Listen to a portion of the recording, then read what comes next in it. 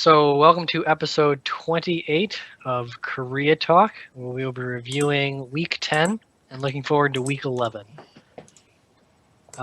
Usual guests are joining me Sam, Peter. Are we really guests at this point? Yeah, right. I feel like if you live Oh, on a yeah, show, you're not a guest anymore. totally. I think the Host, term guest, I think the whatever. term you're looking for is co-host. I would say the two more important people that actually do stuff. I mean, So- I don't want to be the bearer of bad news here, but like, let's say we all fell out and there was this big court battle over who gets to use the right to the show Korea Talk. I would be the one who would claim it. Yeah, but and you wouldn't win fight- because I have all the rights, so too bad. Well, I would fight for those rights And you would lose. in a court of law, and I could drag. So anyway, You would lose so bad. And there we go again. And I'd sit here as it's snowing. Oh, goodbye, Sam. You'd lose just like you disappeared that quickly. Abracadabra. So, after some technical difficulties, which, whatever. So let's jump right into the games. Yes. Interesting week. We saw a couple things went wrong with our picks. I know at least the first game we picked Jin Air. We thought SKT was going to go 0-2 this week. But they were able to beat Jin Air, who didn't really seem to show up. yeah, there was a lot of upsets this week. Like it felt like at the start I was like, I think I have a good idea of how the Korean teams stack up right now, and then like obviously it just went complete. Like this keeps happening. Like No, I still think we were pretty convinced. I still, in my opinion, it hadn't changed much other than I didn't know where to put SKT, so that was it. But everything else pretty much, and this keeps happening. But everything else pretty much kept Okay. going. Pretty much happened like kind of as expected. I saw the possibility of SKT winning, just not in the way they did though. I didn't expect SKT Jin Air to lose that badly. Oh man, this is annoying. okay, this should be solved now. Yeah, sorry. We'll I don't find think out a in word about of- A minute and a half. But yeah, like I mean, coming into this, like last week, we all praised Jin Air, and we were like, Oh, oh yeah. yeah, they're an amazing team. Like Winged is a beast, true. like Trace is a beast, like Kuzal's a beast. Like this week, and then I saw these games against SKT, and I was like, what the hell happened? It was like skill zombies ate their brains or something. Like I didn't say Winged was a beast, but I Winged agree with many of the other players. Mm. Yeah, it seemed like there were 3 games in a row where Jin Air just didn't show up, and then they finally showed up for the last 2 games and were able to make a 1-1 week. Well, they played kind of okay in their first game against CJ, but I do see what you mean. Like, Jin Air definitely had an off week because it shouldn't be that difficult for them to beat a team like CJ Entus, and it shouldn't be, and they should really be capable of at least going toe to toe with SKT, if not outright beating them. Really, like I don't know, there just seemed to be that early game, like. We think of Jin Air as like a really aggressive, early game focused team, and in the series against SKT, they just kind of rolled over. Like they have one of the highest goal differentials at 15 minutes. Their problem is that like it takes them 30 minutes to close out that goal differential typically, but then they kind of sorted that out as well. But this time they were behind in gold or like equal in gold at 15 minutes every single time, and like SKT are the kind of team where if you're equal to them at 15 minutes, then like they're like because they're so used to playing the same fucking style of League of Legends every time. Like they're like Jin Air, they're like CJ Entus. Like SKT and CJ Entus are quite similar teams, and probably just pretty damn similar teams actually. In the sense that what they'll like to do is take it to late game and try and out team fight you over and over again, and kind of. But SKT are a bit more strategical in the sense that they'll quite happily siege towers, whereas CJ Entus just literally want a team fight. That's all they want to do. Like, Well, it felt like Jin Air played right into what SKT, like they just let SKT play their game. And SKT was like, well, we're going to execute, and Bang's going to be able to carry like a monster on Ezreal. And that's what happened. Yeah, I mean, Jin Air tried to team fight like very aggressively when they were playing when they were trying to team fight against a 2-item Ezreal, and Pilot was playing Ashe with no finished items. Like, you're not gonna win those team fights. Definitely when there's zero focus on Bang, who was just constantly unaffected in all the team fights. It's like, yeah, that first game was just a whitewash because they forced fights where they were never going to win. And oh yeah, the opening of those fights looked good, but then you have to realize there was no follow-up damage after that entire opening.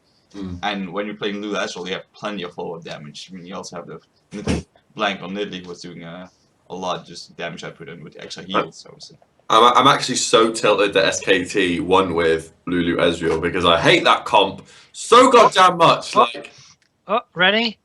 According to a certain caster on the cast that day, I'm going to say right now what he said at the end of game 1 is that if you take the nameplates off for this game, you would think it was Rox Tigers versus Kongdu Monsters, and he is a fucking idiot because Rox does not play Lulu Ezreal, and you don't need name tags to know Lulu Ezreal is literally only played by SKT because everyone else is like, this is a fucking terrible comp. Okay, I mean it's a bit harsh to call someone a fucking idiot for saying something a bit innocuous on a not cast. A fucking idiot, but it's just like, please don't say stupid things like that. There were a lot of problems with the cast on that game because like you could like Doa's an out and out proud SKT fan, and then like Doa.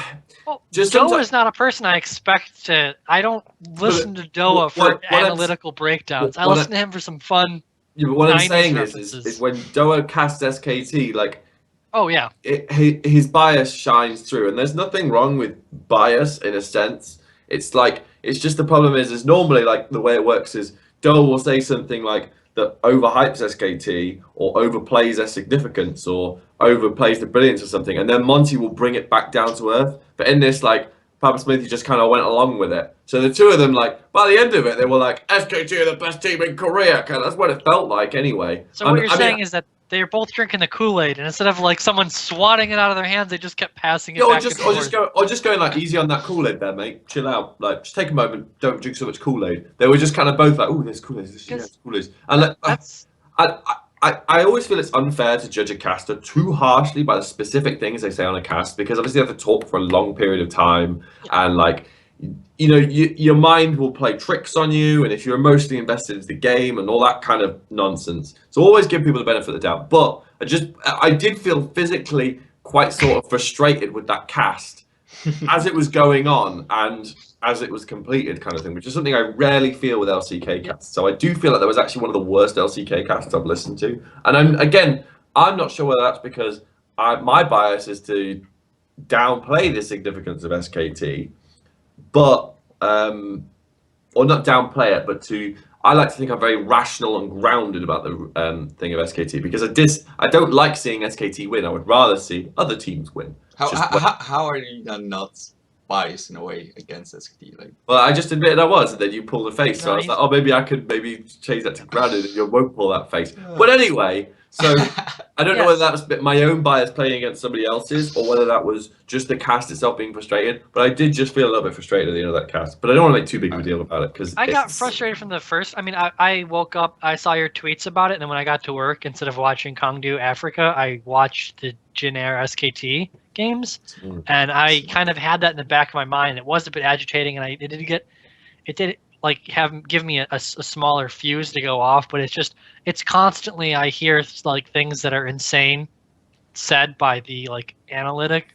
Yeah, I mean, you can excuse it from the play-by-play because he's like, here, I'm gonna throw something out for you. Here's me like giving you, okay, I'm gonna say something crazy hype, and then you can come in and go, no. See, I'm gonna explain what happened. And Jin Air really doesn't seem to be showing up today. It's not really SKT. They still seem to be playing the same thing they've done at IEM and all the previous weeks.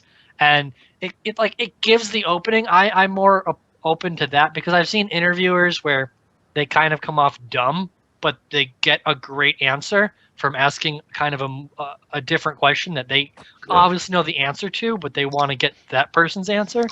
So I can kind of see it from that perspective, but it was just them kind of handing each other the cup, just taking just quaffs of the apple juice.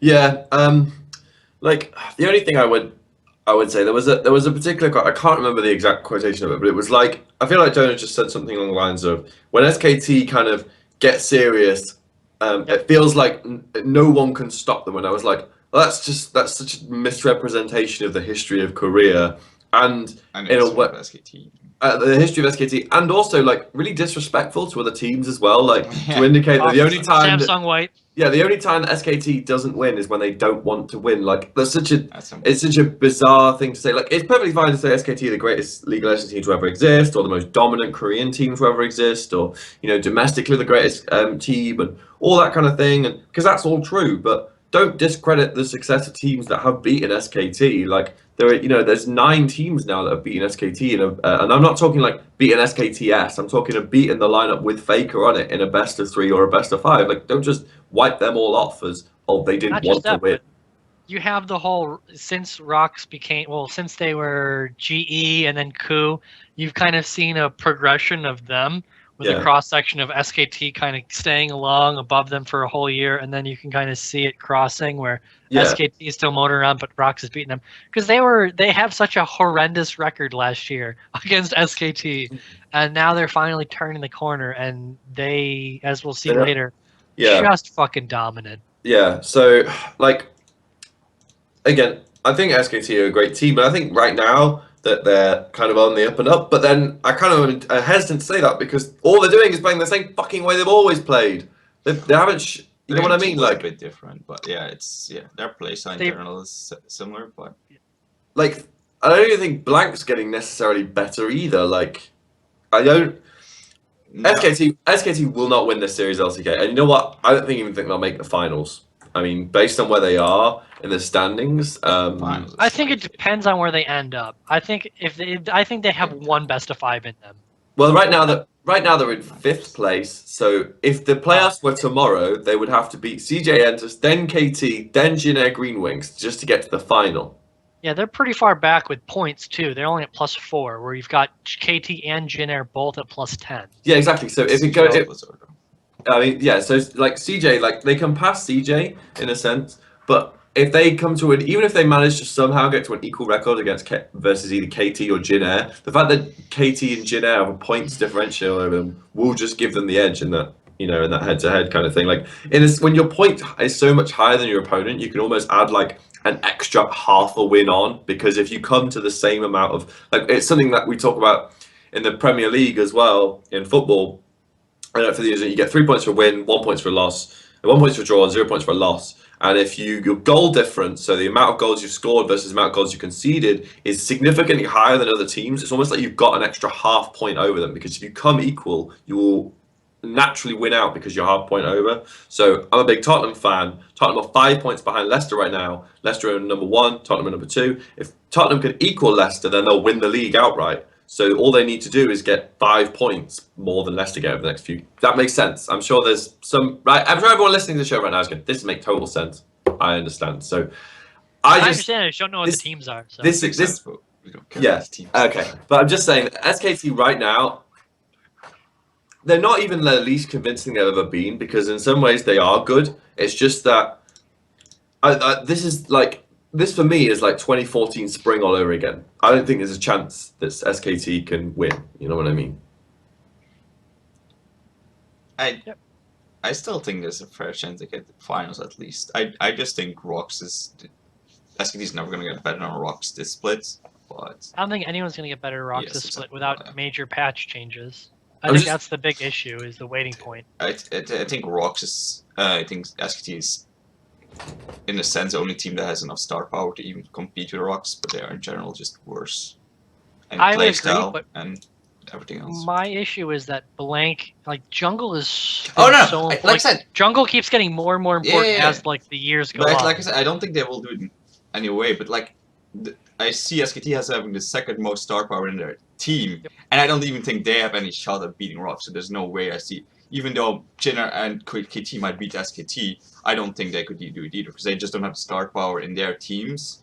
Yeah. Conceivably win a best of 5 of Rox. During the off season, I think that Rox definitely made by far the best actual roster decisions, and in terms of they already had a great foundation for a team, and then they got rid of their weakest player and replaced him for some a fucking monster prodigious jungler kind of thing.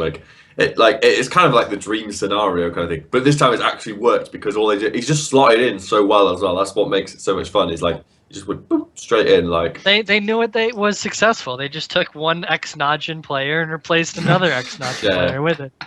They're They're like, man, these Najin players are really great. What? Oh wait. Do you ever think? Ooh, Do you ever get the? ooh. Do you ever get the impression on Tigers they'll talk about like the days on Najin, they'll talk about like hilarious coach reach and stuff like that, and then Smo would just be like, "Oh, this sounds fucking hilarious, guys!" Like, anyone remember the days of Coach Kang and IM, and like Kuro would be like, "Oh yeah, I remember those days. They weren't nearly as fun as the Najin days." Like, all right, guys, shut up. Yeah, like it's like when all your friends went to the same school and you didn't go to that school, and that's why. And then they all talk about is at school, like a music festival. Or something. They talk about the music festival at school, and you're like, damn, I wish I went to that damn music festival. Like, It's just like a they joint were the talk. music festival that was on the top of the hill, and you're at Yeah. the school that's at the bottom, and you just look up at it during your classes. Oh, no, Like, I or- wish I could be there. Or even an analogy like you all plan to go to the music festival, and like the weekend of, like, you know, your mum's like, no, you don't get to go because like you haven't done your homework or something stupid. You're like, no, I want to go though, and then you don't get to go, and then all your friends talk about it for years afterwards. Like, do you remember the time that Dave shit and stuff? Oh, I wasn't there, didn't I? I didn't get to see it at all. Thanks for that. So. See, the issue is Smeb didn't take enough pictures of cute cats and put it on Twitter.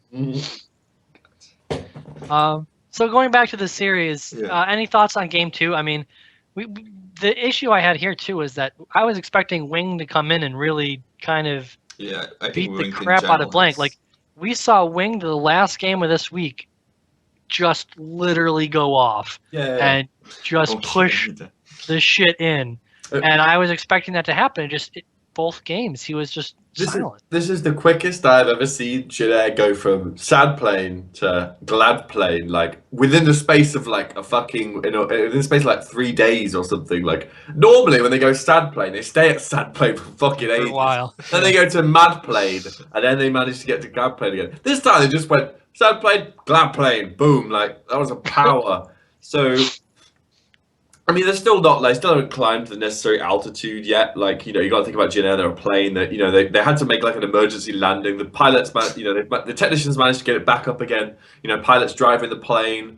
Wings is, you know, making sure the wings work. I don't know, fucking know where I'm going with this analogy. Trace is tracing things on the wall. They're missing jet engine. Yeah, Or exactly. should I say Zet engine? Yeah, whatever. But like, I just think that, you know, so in a sense, it's good that Jin Air managed to bounce back off this. But the other thing that worries me about Jin Air as well is Trace was my first round robin MVP, but he hasn't really been like a carry in ages. Like, he just seems to play Nautilus and Poppy now. Like, They're good top laners. And like they are good Played- top laners, but the way that when Trace was bodying everyone, he was like busting out all these weird picks. Like, he was top lane Graves, innovated that shit out of that. Top lane Quinn with Ignite, like he was doing all this mantle shit. Now he's just like Nautilus, Poppy. Like I haven't have to bring back that joke, but if I do, I will do it, Trace. Like He did play 4 games of Nautilus and 1 game of Poppy. exactly, like. Yeah. he But then just- again, it seems like everyone in Korea, if they can get Poppy, gets Poppy.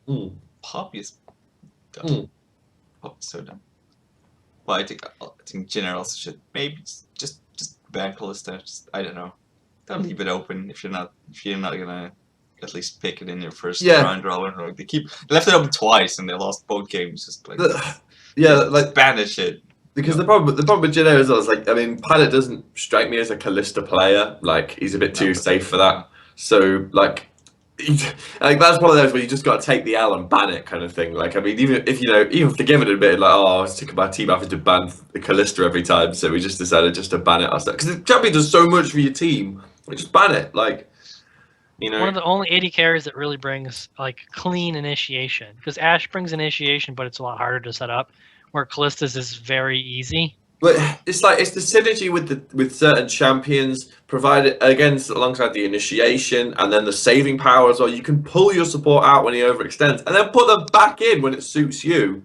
Or you can just save them from death entirely. And then the damage output as well and the ridiculous laning. And then the fact that it's quite safe because you build double lifesteal items. Like, it's fucking stupid at champion. Oh yeah, you can build all the defensive items and all the lifesteal items and still do more damage than most AD carries. Yeah, like it's not like well, not more, but it's one of those champions that like you'd have to fucking nerf the numbers down to do 1 damage each or something before people would stop playing. Yeah, they just need to get rid of Maul Marmardius. Even then, she was still pretty OP before then. Yeah. I know, but this adds so much more to it. Like Yeah. that and Steric's Gage, the fact she can build both of them and still be a relevant damage threat just boggles my mind. Same thing with Graves. It's just like, oh, so you're gonna build, oh right, the same items out of the jungle as everyone else does. Great. I'm glad you're going to lifesteal through almost death every time. Yeah. But I mean, SKT played like I expected SKT to play. I do think they're becoming more decisive with how they play. Like they had issues early in the split where like they would just kind of like lose games to like Konglu Monster. It would take them ages. Like I think that era of SKT is gone in the sense that they're not gonna like drop series to much lower. Yeah. What next week they'll lose to like SBENU or Their something. game was so quick. The moment they got the lead, they were on pace with it and finished it. I just think when they had to play against Rox, it was just a lot harder to get a lead and to actively deal with Yeah. comp. So yeah, at that point it's a lot harder. That and they just let SKT play their game. Oh yeah. Like yeah. if you have a team that doesn't let SKT play how they want That's to the play, problem. it really can kind of throw a wrench in the whole thing. So Yeah. So I mean, we've seen them lose to not just Rox. They've lost to quite a few teams this year. I was so excited for the possibility of a week where SKT went 0-2, and I was denied that week by Jin Air. Like I'm so angry at Jin Air right now. Like Well, I was on gonna the positive bake their side- blood. Africa went 2-0 this week. I know, right? Like, Oh. I'll say on the positive side for SKT, they are the only team to have a tie in games played, and now they have tied once again versus Jin Air. So they're the only team to have 2 ties. yeah. They have 3-3 against Africa and 2-2 against Jin Air. Yeah. If they could 2-0 Longzhu, they'll be tied with Longzhu as well. And they get 2-0 by Samsung, and then that's their ties. Yeah, I don't think that. Oh, Samsung. Um, So did anyone watch the next game, Africa Kongdu? I No. did, sadly enough. Most of it. It was Okay, it was so sad. It was really sad. What interest of there was there? I mean, I see a Quinn mid with Duskblade of Drakthar, But you sold it. and You never bought one. What? Do you buy I one? see another Quinn mid. Oh, you mean? Mickey Oh this yeah, I time. thought about Mickey's twin. Yeah. Actually, Oh yeah, God, what is Yeah. up? What is the series? This whole series was just like the most random shit. baked in the Sejuani. game. What do you expect from 2 teams that really like don't really have anything going for them, other than Africa are on the up and up. To be fair, they played against Kongdu and Samsung. Like I don't even care. yeah, I mean that's true. I mean I put the teams in Korea in like a tier list because I'm still not sure how to accurately power rank them. So I took the Lolly Sport bitch way out and tier listed them Like, instead. this thing is easy. Like, So I'd have. yeah, I mean, go ahead. we'll- Go ahead first. We can go over what you think of this as well. But I've had like Rox as tier 1, or S tier if you want to be a fucking nerd about it. Tier 1. Then SKT, Jin Air, and KT as tier 2, and Samsung, Longzhu, and CJ as tier 3, and Africa as tier 4, and then Kongdu and SBENU as tier 5. That's how I'd had it. So I had 5 separate tiers for teams. So do some injustice to CJ, in my opinion. Pardon? I think you do too, but I would have put CJ on tier 2 and SKT on tier 3, kind of near tier 2. They're kind of the harder ones for me to place. Well, yeah, but As I left for work, they beat or as I left for the gym on Saturday, and then when I got home and I saw that Jin Air beat at CJ, I put and watched the games. I put CJ back down to tier 3. Yeah, it's confusing there though, but I think I'd say tier 2 and tier 3 are much closer. Like tier 1's so much I above, think you can just and put tier Long, 4 is just yeah, I like think you can put Longzhu and Samsung together, but I think CJ is like above that, but maybe not close enough yet to, actually compete with Long with Jin Air or KT and SKT. SKT still is the fact that they beat Jin Air and the way they play is still pretty good when they get to play their game. So I would still put them tier 2. They're just not a complete team. So. But I mean, you have Rox, which are much higher up, and then you have the bottom 3 that are just like there's a huge drop. Yeah, Africa has their own tier of just they can do random stuff and not win games. But yeah, I would say that when Jin Air play their game, they're the most like complete team after Rox. Like when they show up, they actually they show up in a more complete way than I feel like SKT and KT show up. It's just that they're prone to these, like, it's just that series against SKT was such a bizarre brain fart from them that I just But can't I let don't that think their slip my CJ mind. series was much more convincing. CJ series. They let it always go late games. Like Exactly, what like do you that's what expect Game 3 to was. happen? that's what I mean. Like, I mean, except game 3, but like, I think game 3 was an issue mostly because CJ picked such a bad comp that the moment they got behind, it was impossible to come back. Which I think if they had picked more of their usual comps, they wouldn't have had that issue, and it would again have been a late game, a game that took 50 minutes to close out. Yeah, game 3 was a bit that series is a bit questionable, but the way I was watching it, I mean, we can compare that to the next series we're going to talk about, Longzhu CJ. Was both these CJ series, like the CJ Longzhu, it felt like two teams trying to throw as hard as they can. Where Jin Air CJ, it seemed like two teams that were really fighting it, like fighting their all. Much It better. was like but night. They were both very they both had very long games, and the difference being is that it seemed like there was a series of mistakes for Longzhu CJ and a series of plays on Jin Air CJ, if that makes sense. yeah. Yeah, I mean, I kind of find it sad CJ lost, but they didn't deserve to win. Like they're not better than Jin Air. So, like it would have been more sad if Jin Air had lost because they didn't deserve to go 0-2. I mean, they shouldn't have gone 0-2 considering the things we said last week and the things we saw of them. I've seen they're not a team that goes 0-2 against teams that are both below them in the standings and probably in skill level as well. So, but yeah, the fact that they still. I mean, it was a good series for both sides. I think CJ, the fact they could put up a fight so well with CJ, with Jin Air makes that win with Longzhu was not just a fluke. There was just like, they are better and they deserve, like in my opinion, to be above Longzhu and Samsung because those teams are just way more shit and from the top teams because they have so many more issues and they don't know how to actually win a game as cleanly, even though CJ has a long time, at least they know how to win team fighting. So because they have great team fighters in general, which is impressive. They understand that they have team fights, and they do. I think they do understand how to win. Is a lot of times they'll delay the game to where they will they'll just throw dragons away if they know if they don't get the setup they want, and once they get the team fight beginning and engage they want, they'll just go all in, and it's just crazy to watch how good they fight. Yeah, CJ's team fighting is like, I don't know what it is about that CJ jersey that players put it on, but it just kind of always makes their team fighting, which is a completely different coaching staff as well. And like Najib were particularly never really known for their team fighting, so it's kind of bonkers in that aspect. But anyway, you know. Yeah, it was really quite the crazy. All the CJ games this week were very interesting. So let's talk about the Longzhu CJ one. Okay. Yeah, but I guess you said it's about to throw. Yeah, game 2 was definitely set. Like that whole game was just that game should have been done at 30 minutes. It was done 40 minutes later than that. It was just like, come on. And Longzhu shouldn't even have won that game, but because of what happened. So here's my thing about Longzhu. Yeah, so we spent a lot of time with Longzhu saying, well, they're going to get loads better when Fury comes in. Like Fury, when he comes in, like boy, is he going to sort out Longzhu? Yeah. Like, I mean, I feel like I've kind of hyped him up to be the fucking Jesus of League of Legends or something. Like, don't worry, when Fury comes, he's gonna save marriages. Like, he's gonna save my fucking marriage. Obviously, I'm not actually married. A ring on this finger. Well, there are rings, but there's no actual ring finger on this. But anyway, but like, what is with Fury and his inability to play Jin? Like, that was the worst Jin player I've ever seen. Like.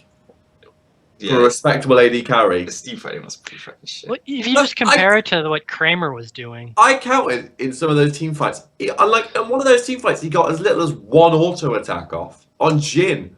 Like, I mean, I don't want to be a bearer of bad news. It's a fucking auto attack based champion kind of thing. Like, it's not like. You have 4. It's kind of important that you hit at least 4. Yeah, like, those auto attacks fucking hurt. So you better fucking land them. Like. Yeah, they hit like a truck. Yeah, so like it's for like fucking 2000 AD or something stupid. It's some stupid champion. But every champion's stupid. That's not Ashe. But Ashe is the perfect AD carry, and every champion's designed like Ashe. But anyway, no escapes, initiation, and slows. Yeah, exactly. That's how Ashe. But anyway, but like I've kind of on this. He's got like 1 auto attack off, and it's like what was his curtain calls as well. Like they fucking landed hardly any of them as well. He would just fire them off into blank space, like I don't even know what I'm trying to hit here. Like he would use curtain call to team fight with sometimes, which is not what that ultimate is designed for. It's designed for long range like executes realistically. Well, executes or engages because you can pick people off. But it's not Hormone team fighting because after you shoot 4 shots, you can just ult and then you don't have to wait for your loading. So Yeah, that's fine. But he was just starting off Yeah. the team fight with it, and then sometimes you get like one of those shots off. Then someone would jump on it, and be like, "Oh, I've got to cancel this ultimate," and then walk away for a bit, and then die. I was like, "What kind of fucking AD carry player is this? Like, am I watching Don't Mash Me or something? Like, this is appalling." it wasn't great. There was a team fight as well when he was soloed by bubbling. Anybody player who says I've been solo killed by bubbling, like, at least have a good long look at how they played. Like, that was like one of his worst plays. Had to like flash the fucking parapet for no reason, and then he just got caught by bubbling, which was hilarious. Oh no, he got caught for a reason. He was standing behind Baron, and he got hit twice by the back spikes things, and it put him to half health. And then he was like, yeah. I can't walk back through it, or else I'm gonna die from Baron. I have to flash over here. Oh shit!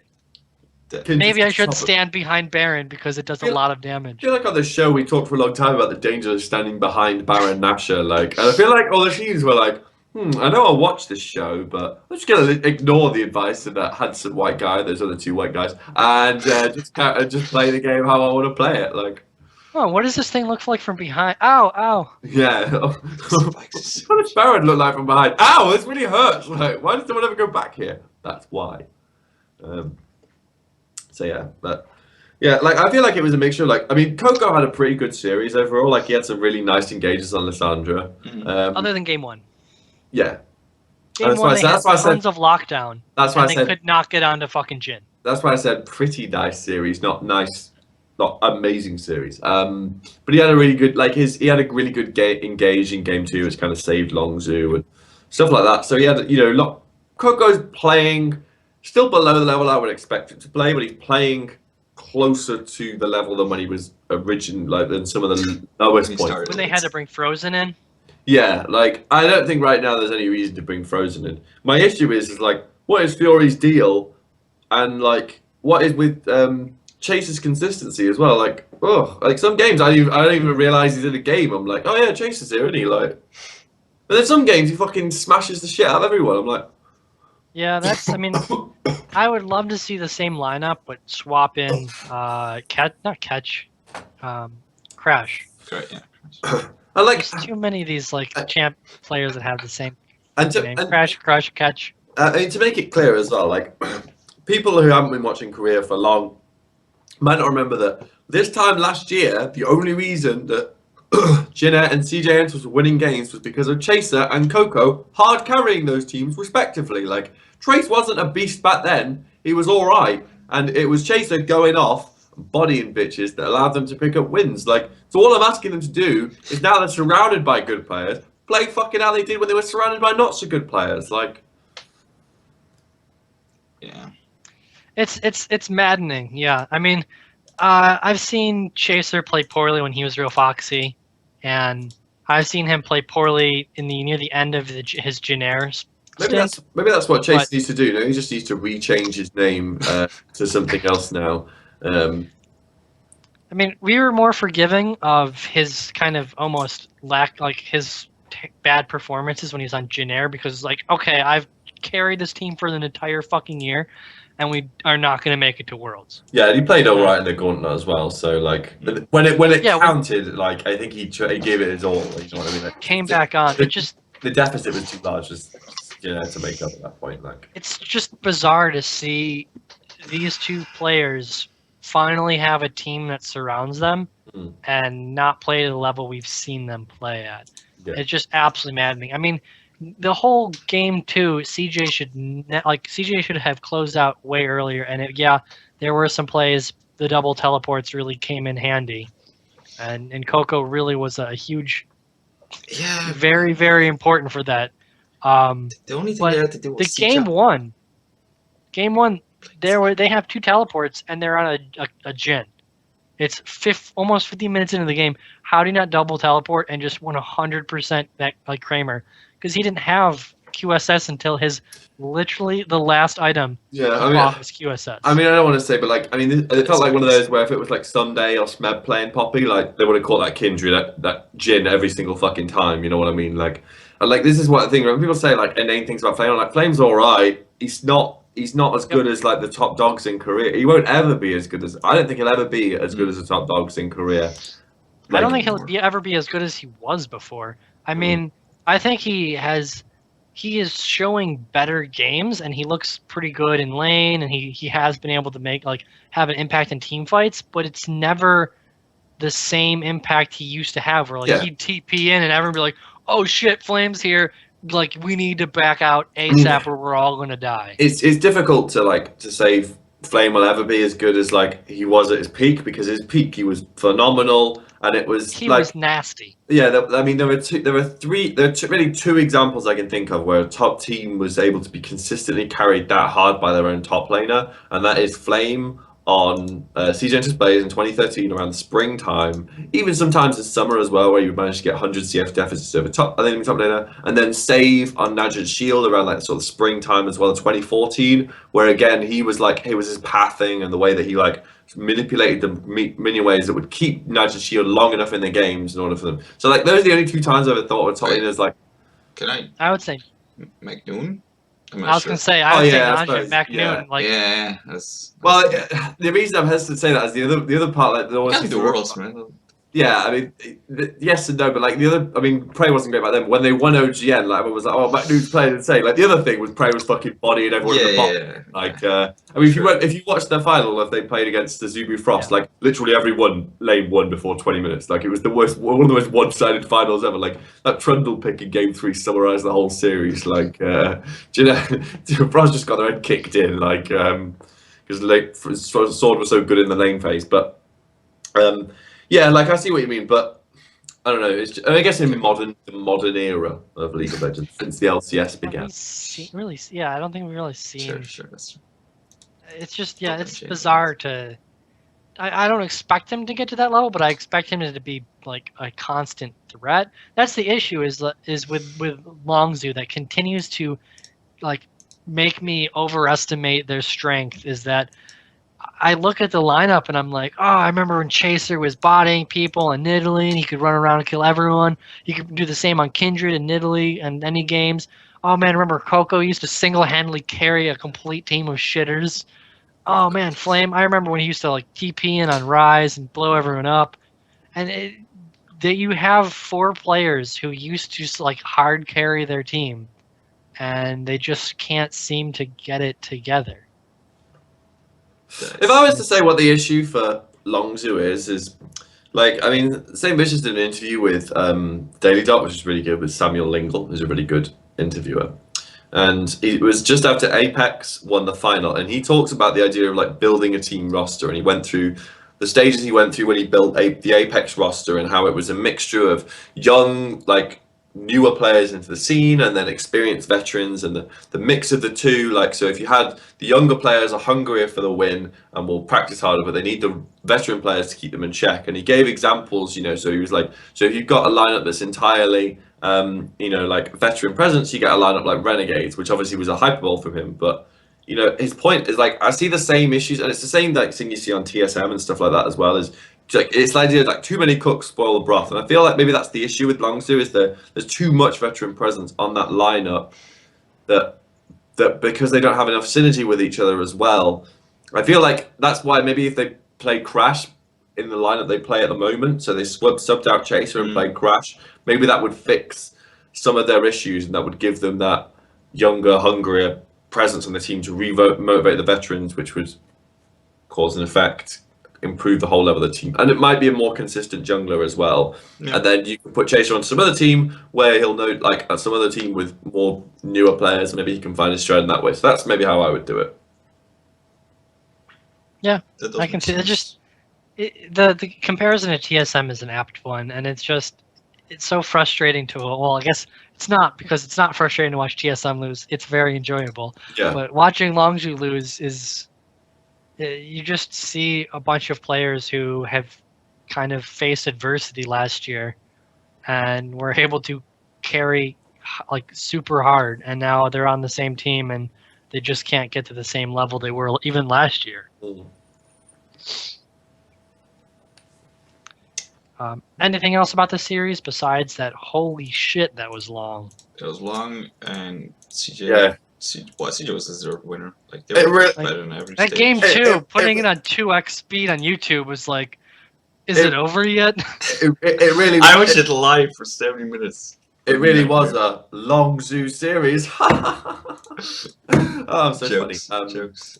But yeah, it was long and it was quite painful at times. But some of the team fighting that was displayed was good. So like, Oh, some of the team fighting was immaculate with CJ, but I mean, CJ. you could see the same thing with their second series against Jin Air, which was well, I mean, no. When I say that some of the Comprehensive. team fighting was good, like I mean that's a given with CJ. I'm saying that Oh, some of the Longzhu team fighting, aside from Fury, was really good as well. But that was more like some of the sort of Fury individual team fight. plays to kind of like win team fights. So, like, yeah. I think the Longzhu have a lot of work to do, and I think they need to rethink their roster heading into the summer split. Unless like Longzhu just pulls out funding entirely and they just go back to IM, because like I mean I know they signed a big contract with SKT, so I'm slightly worried now. I'm not too worried. I mean, if we look at the state of LPL, I'm pretty sure China's okay with throwing massive amounts of monies behind unsuccessful. Yeah, you're right in the sense that it's a Chinese business decision. It's not like a North American business decision where as soon as it goes bad, the sponsor just pulls out entirely. Cough, cough, Ember. Cough, cough. Hey. Better people make better players. Or whatever their stupid slogan is. Anyway, so yeah, I mean, I guess it's not that much of a worry because I mean, Longzhu did fund IM all the way through this shit show that was 2015 for IM. So, like they were known as Longzhu IM, and they still get the title of sponsor out of it, which they don't get with SKT. So there's an aspect that maybe it will continue. I'm worrying about nothing. But I do think that Longzhu needs to rethink their roster because this 10-man roster thing they've got going on, it's not particularly working well for them. And you can say like, oh, summer's more important and stuff like that, but like if you win spring split, like you're almost guaranteed to make it to Worlds just due to the way the circuit points work. Like as long as you don't completely fall off in summer, then you're guaranteed. Like like you saw it in last year where even though Tigers got 3-0'd in the final, the fact that they managed to get to the final and then had a respectable finish in the summer playoffs gave them enough circuit points to just auto-qualify for Worlds. Like, you do not want to have to qualify for Worlds through that gauntlet. That is a terrible, horrendous way of qualifying for Worlds. Like, that is grueling as fuck. Obviously, the winner of summer automatically goes, so that's, money in the bank right there. But, like, it feels like the winner of spring, in a sense, automatically goes as well, unless they really shit the bed. So, spring Even if they does really shit the bed, they get like, oh, you have to win one best of 5 out of the gauntlet. Yeah, exactly. It's not like you have to go through the freaking gauntlet. Yeah, I mean, only only 2 teams have ever ran that gauntlet entirely, and realistically, it was one team, like just with similar, like one player has managed to run the gauntlet twice. Like that's how fucking difficult it is. Like, yeah. The only thing I would say about Longzhu is that I still think that with their 10 players, they could probably get they get one successful team and one mildly successful team, and it's just they need to find their right group of 5. I would say that the best bet is probably keep Zeus and Expression because they're not gonna get you any value anyway if you sell them, and then sell Chaser, sell Frozen, and sell. But maybe you could keep Captain Jack on the roster as well because Captain Jack also might just be like, okay, I'm done. Yeah, he's semi-retired, semi-professional. It's fucking complicated with him. So, and then you would. But either way, I would say maybe sell Chaser and Frozen, so you give Crash the confidence that he's the one jungler and he's the one you need to play all the time. Because sometimes if you take a young, aggressive jungler and you tell him you're our sole jungler, he becomes a much better player. AK with Peanut. So maybe that's what they need to do with Crash. Put it all in on Crash. Maybe that's what they need to do. But yeah. Yep. Anything else to say about the series, or we can move on to SBENU KT? Oh, SBENU KT. So much to talk about. Yeah. KT got their comfort picks. wait till 5th Dragon, won games that way. Like, it's KT in it. They play a lot of Lulu Poppy. You know, no, so they play a lot of Zillion Poppy. Yeah, this is it. Yeah, I mean that comp was like, oh, SBENU is doing great, and I was looking at the teams. I'm like, yeah, as soon as they hit their power spike, let's see what KT does, and then they hit their power spike, and game ended. Yeah, I mean, hats off to the KT coaching staff. I've never seen a team that has used what they've got so effectively in terms of there's not an ounce of talent on that roster that's being mismanaged. When you look at the fact that they're playing with fucking Hachani, and then Fly's not like the most amazing mid laner ever. He's like pretty low in terms of how he would rank mid laners in career. They're utilizing those two players like about as best as you fucking could hope for. Like, there's hats off to KT coaching staff. There wasn't a huge upgrade from Nagne. Like, there's not anything I'm seeing Fly really do that I'm like, oh, I couldn't see Nagne doing this. Yeah, his laning is ever so slightly better. But it's just like, oh, seems like it's a little bit better version. Yeah. Also, where is Nagne? I think he's waiting for an offer or something. He'll probably pop up in the summer, in the way that players do. I know he gets some good action in the NA and the EU. Yeah, I mean, if Ryu can do it, you know. I guess the point I always make about Ryu, like, Nagne is the guy who replaced Ryu, and then Fly is the guy who replaced Ryu, and Ryu's body in the EU LCS. So what would happen if you put Fly in the EU LCS? But yeah, KT just if you let KT play it's the same with SKT. If you let them play a certain way, they'll win automatically. And SBENU are such a shit team that fuck SBENU. Sounds like you're a Jin Air fan. Yeah, I do like that plane image with the fuck SBENU on the side of it. That's one of my favorite images. Shouts out to Fish from Twitter for making that.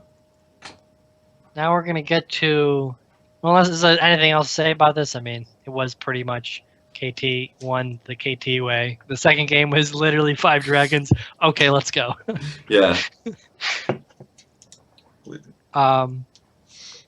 We can move on to, I guess, maybe the game of the week, match of the week. I still think CJ Jin Air was the set of the week.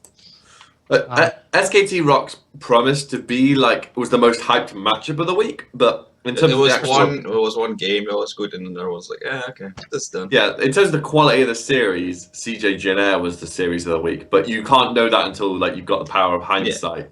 So Captain Hindsight strikes again. CJ Enters versus Jin Air will be the series of the week. Well, thanks, fucking Captain Hindsight. The series has already been played, hasn't it?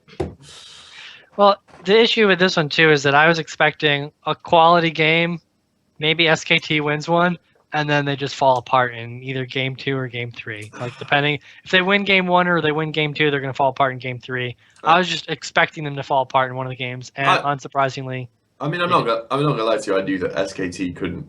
I knew that SKT wouldn't be able to win the game.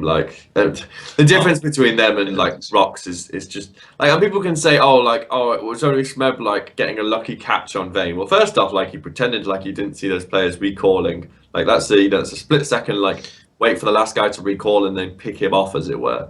Secondly, SKT kind of got back in the game in kind of a lucky way and kind of Prey getting caught out, which is why that he got the MVP. Yeah, it was a bit of both. I didn't mind. At the moment Vayne got caught, the momentum was completely over for SKT. Yeah. They had no chance of winning anymore. Well, before they were kind of coming back with some picks themselves. So it's I did find it funny when Prey got announced the MVP and Bunch was like, I voted for Smeb because Prey got caught too many times. I was like, you did I just did how Prey even got MVP. He's he played a mean Sivir, but he got fucking caught 3 times or something. What the fuck is that? He got caught early too, which was he was the biggest detriment for the win, but they got MVP. Okay then, okay. It's like BDD getting MVP on Zed all over again. Yeah. So if Sivir can do the damage and then die, she's still fine as long as she can pump out some damage. But he just get caught, and then the team fight would ensue, and it'd be like, ooh, they're so far behind because he has so much of their money. I will say as well, Peanut's Kindred is fucking immaculate. You mean his ults that are ridiculous? ridiculous. Like every single thing he does with that champion, like looks like he's somebody who like has just mastered that champion. So, like it's the same level as like Smeb Fiora or something like that. Like it's the way he like weaves his auto attacks together, like and then like his ult usage as well, and he always uses it at the perfect moment. Like that moment where there was like the fight at the top side of the map, and then Smeb flashes over the wall on Poppy on like 100 HP, survives. He doesn't pop the Kindred ult there. He holds it, then uses it, and then like turns it around and them kind of thing. Could have just popped that ult and set, you know, like a normal player would just pop that ult. Normal Poppy's low, pop the ult and save them. He waits for it because he knows that Poppy can flash over the wall and then pops it. Like, just you never see him like use the ultimate and save an enemy teammate, enemy player as well, which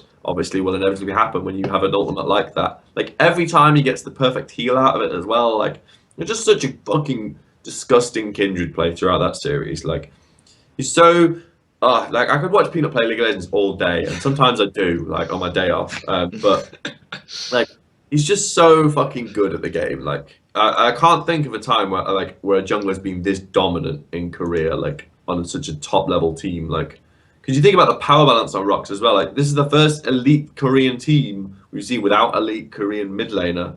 And where their power is in their jungler, not in their mid laner. The jungler is the carry threat over. I mean, Samsung White was in a. Oh yeah. That case. But Dandy wasn't as dominant domestically as Peanut is. No. Like, because Dandy never was particularly dominant domestically. He went to Worlds and ripped people apart there. Like fucking started schooling on foreign. I think this is why I want Rox Tigers to really play internationally as well, because it'll be like you get to relive Dandy at Worlds, but it'll be Peanut, who's even more aggressive, and he's also even more BM, and he says he's more likely to style on you and stuff like that. You think this kid's not gonna like walk into? He's gonna like, let's say he's playing against like Rainover, for example. He's gonna like walk into his jungle level 3, kill him, and start dancing on his fucking corpse, like just a fucking ultimate BM, like. And then I'll flash to him, and he'll just be laughing. Yeah. Like, kid does some. He's just sit there in the booth laughing the whole time. Like it's the most evil thing alive. Like the best thing too is he'll like get completely caught and die, and it'll cut to him, and he's just laughing. I don't know if anyone saw it. There was a YouTube clip of like Smeb and Peanut with their cleaver, Dr. Mundo, like 1v1 in the Baron pit, where like you make a line of wards and then you try. And the entire time, Peanut can hardly sit in his chair. He wants to just jump out of it. Like he's the most fidgety kid I've ever seen in my life. The entire time. Like he's such a character. The interesting part with Rox too that keeps like my attention is the fact that their main carries are top, jungle, and support, and usually you don't hear that. Like you don't hear all three of them together.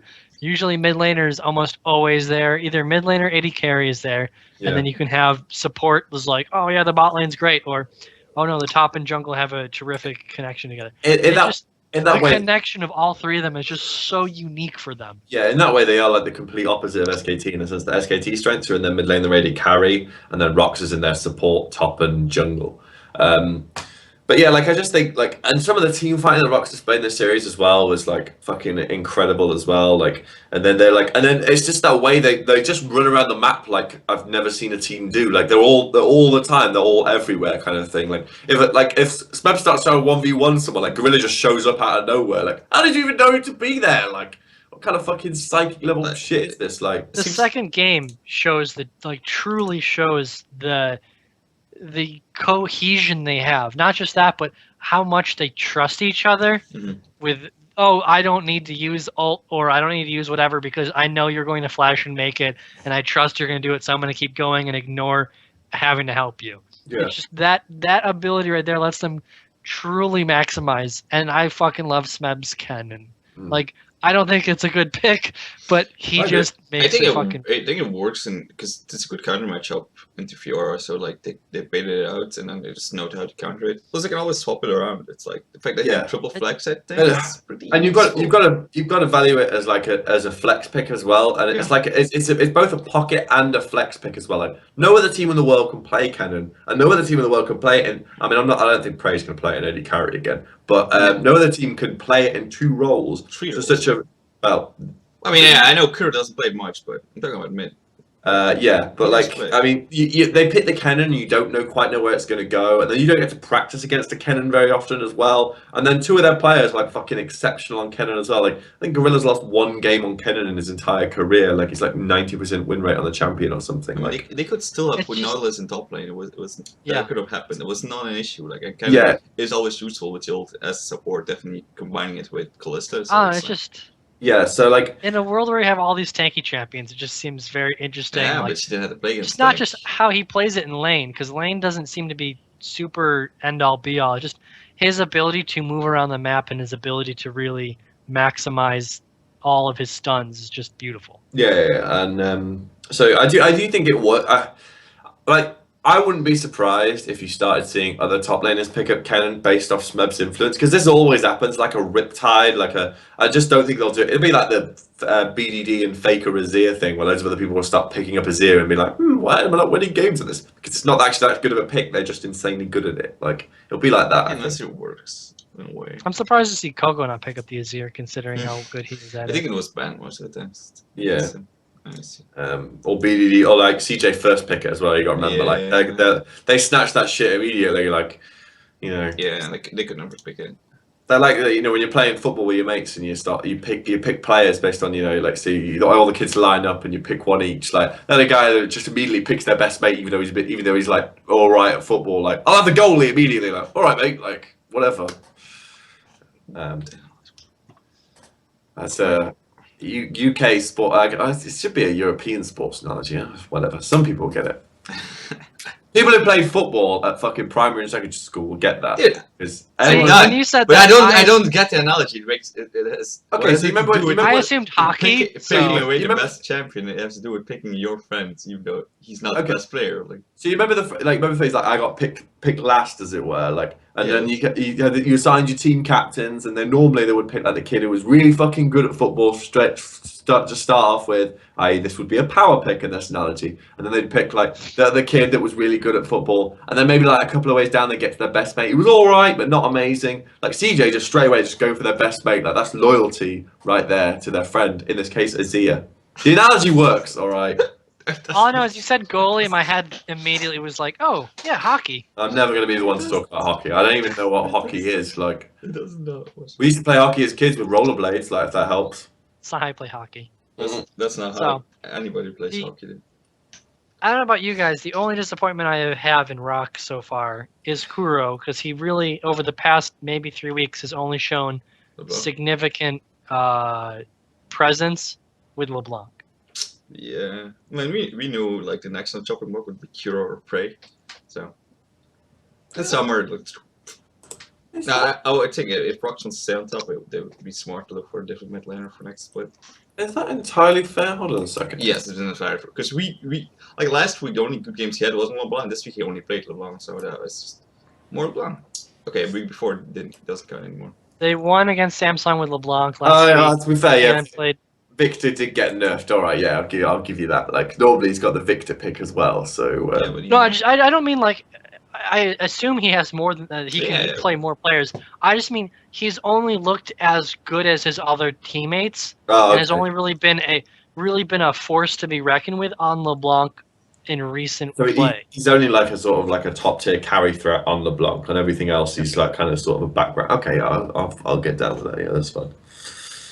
Because even in the SBENU series, he played 2 games of LeBlanc.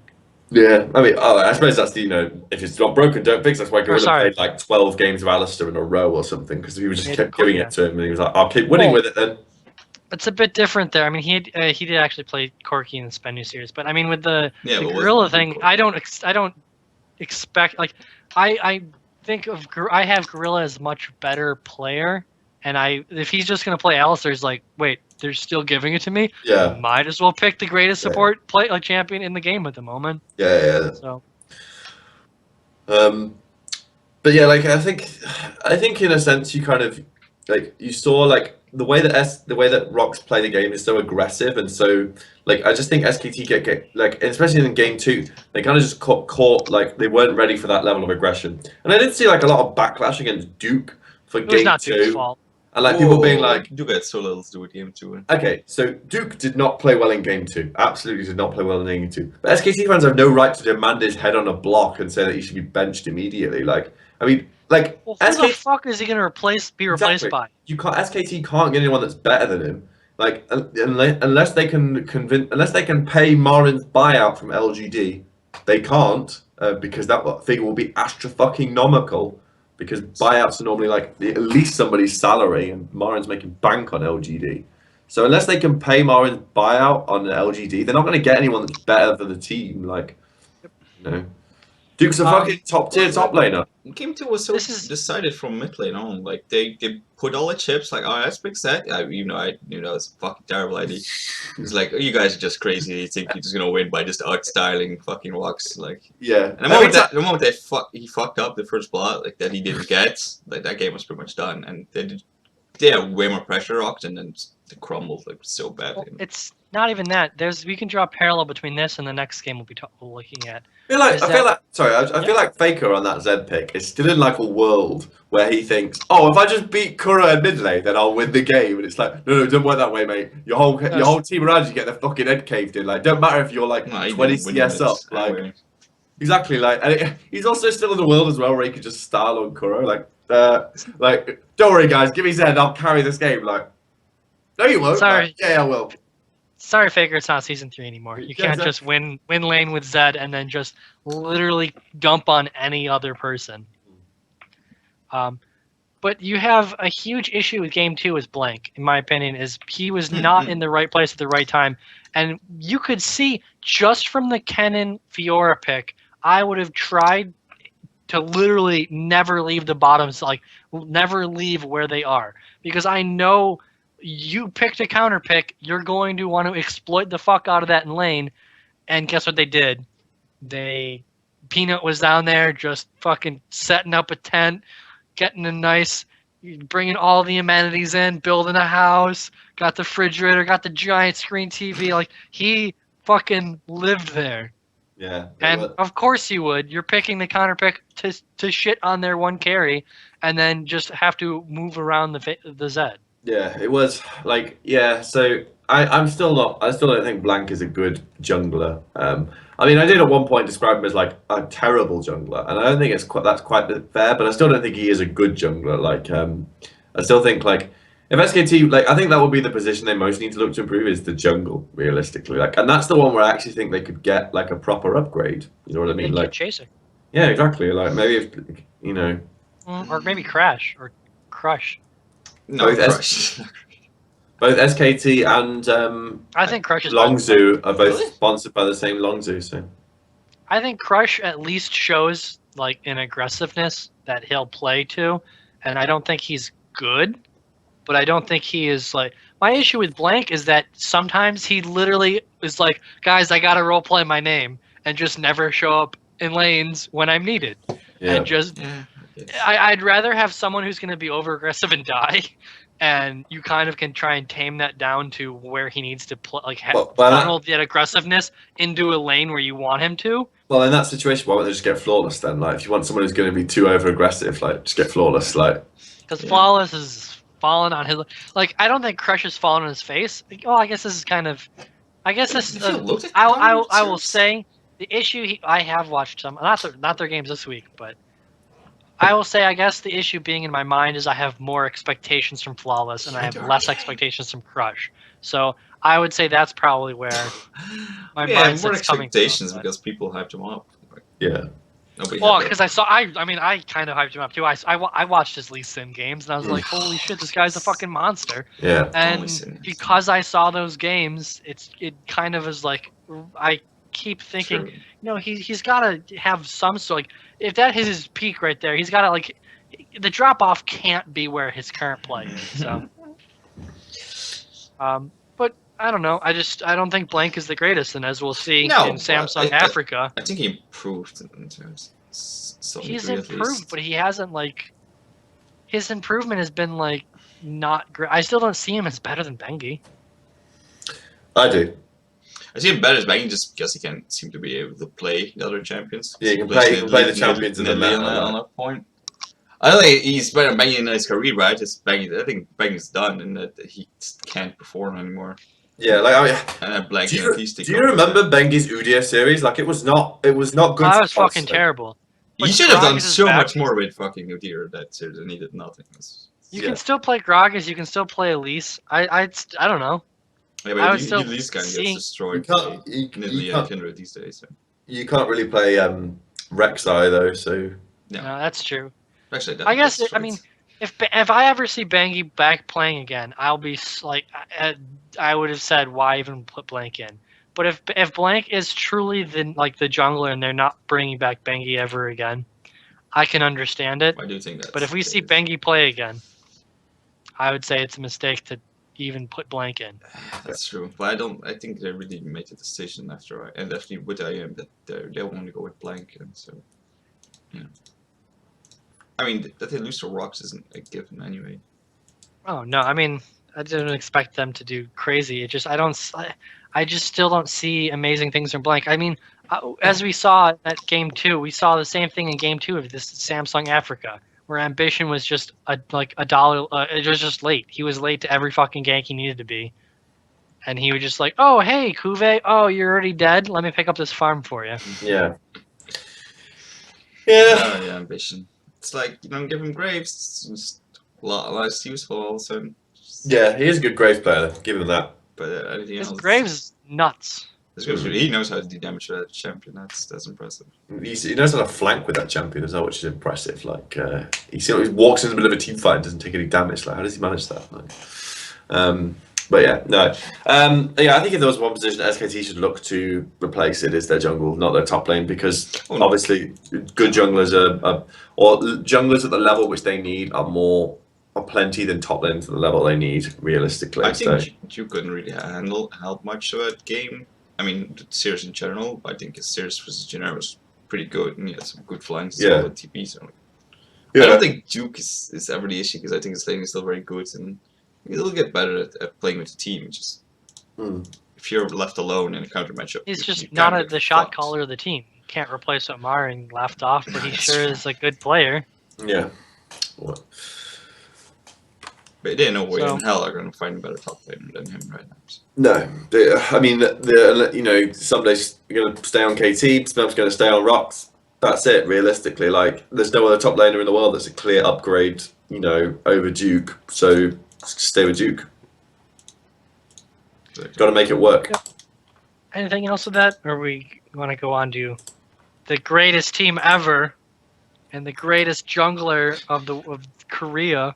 Just Samsung statement. Ambition. Like, Rox last week, it really did not matter. Like, I mean, 2 weeks ago, like, you see, they fucking just beat the head of the team that beat the second place team. Like, do not look into fucking that in too much other than like. It was just a weird brain fart from Rox, and that's what the results this week have shown, kind of thing. You see when they try with the team, when they try with their pick and bans. I love their pick bans in game 2. It was genius the way how they picked with the cannon. Like, they just destroy you. The way that Rox has used Kennen has actually created some of the most disgusting pick and ban phases ever. Like I'll still never get over that pick and ban phase they had against CLG, where they picked the Kennen. CLG assumed it was the support, so then they counter-picked against it, and then they flexed it to the top lane, and then afterwards they were like, "Oh, have you been practicing top lane Kennen scripts?" Like, no, we just thought, "Oh, this will work in the moment." Like, all right, just do that then. Fuck it. Like, I just remember fucking monsters that game, dodging the zero ultimates and all kinds of things. So, Samsung versus Africa. Freudian slip there. Samsung versus Africa TV or Africa Freaks. Samsung looked good in game 1, and then they just looked bad in game 2 and 3. And part of me was just well, Ambition didn't get Graves, so that was part of their fall off. And then the other part as well, I like Crown's Casio, pocket pick, but they didn't do a lot of work in that series, kind of thing. That was game 2 was when they took a fight when they should have been okay, you can have the dragon. We're gonna keep scaling because we're winning literally all 3 lanes. Yeah. They chose a fight. Crown couldn't get in because he doesn't have TP. They got 5v4'd, and then it was like, oh shit, I need to run. But I'm Cassiopeia, and I'm slow as fuck, and I have no escapes. I do think it was very greedy as well, considering, I mean, if you look, so in the game 2, they had Cassiopeia, which is obviously like, you know, an infinite scaling mid laner. And then they had the Gangplank in the top lane, and then they forced a fight when they were already winning lanes anyway, kind of thing. Like, that was a very confusing thing to do. Like, I mean, I don't like top lane GP, but they would, like, the game was going fine, and if they just carried on playing it, they would have probably naturally outscaled them. Yeah. So to force that fight was just very, very bizarre. And then Ixu Ixu's poppy in that game was really, really good. And I think that he had some really nice flanks and some really good ultimates and stuff like that.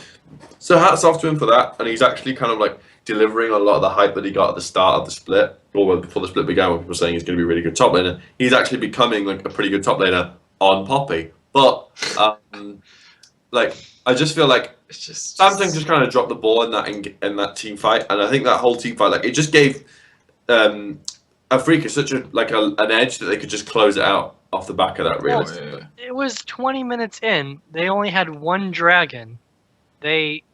Samsung contested it, they lost the fight, and then Africa went straight to Baron and got, I think it was 3 or 4 turrets off of it, and it was like, well, you guys had a lead. It was almost 20 minutes in, to the point where your power curve is about to turn on.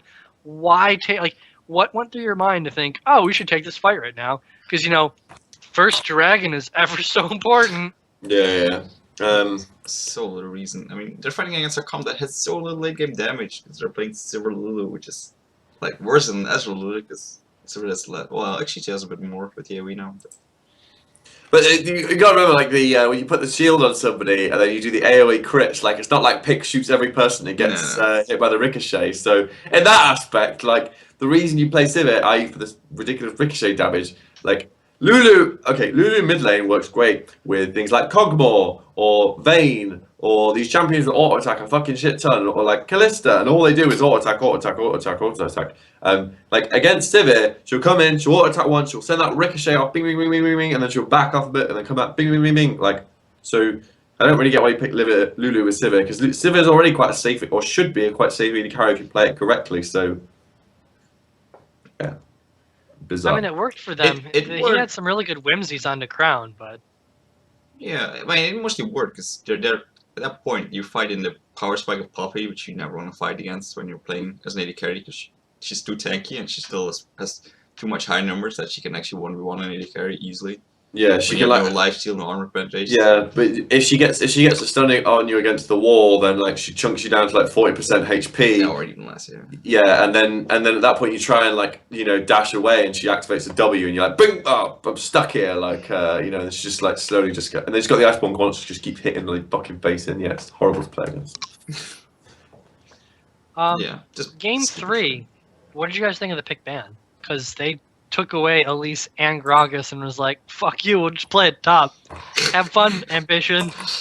I mean, not the first time they did play the Gragas top that week. It was like, yeah, I actually liked it. It was like, just eliminate Ambition even more. Like, they already kept banning the Graves, and Italy was like, just try and keep Ambition as useless as possible, which is good. Wait, when did they do that? Game 3, but they played Gragas top lane against Kongdu as well.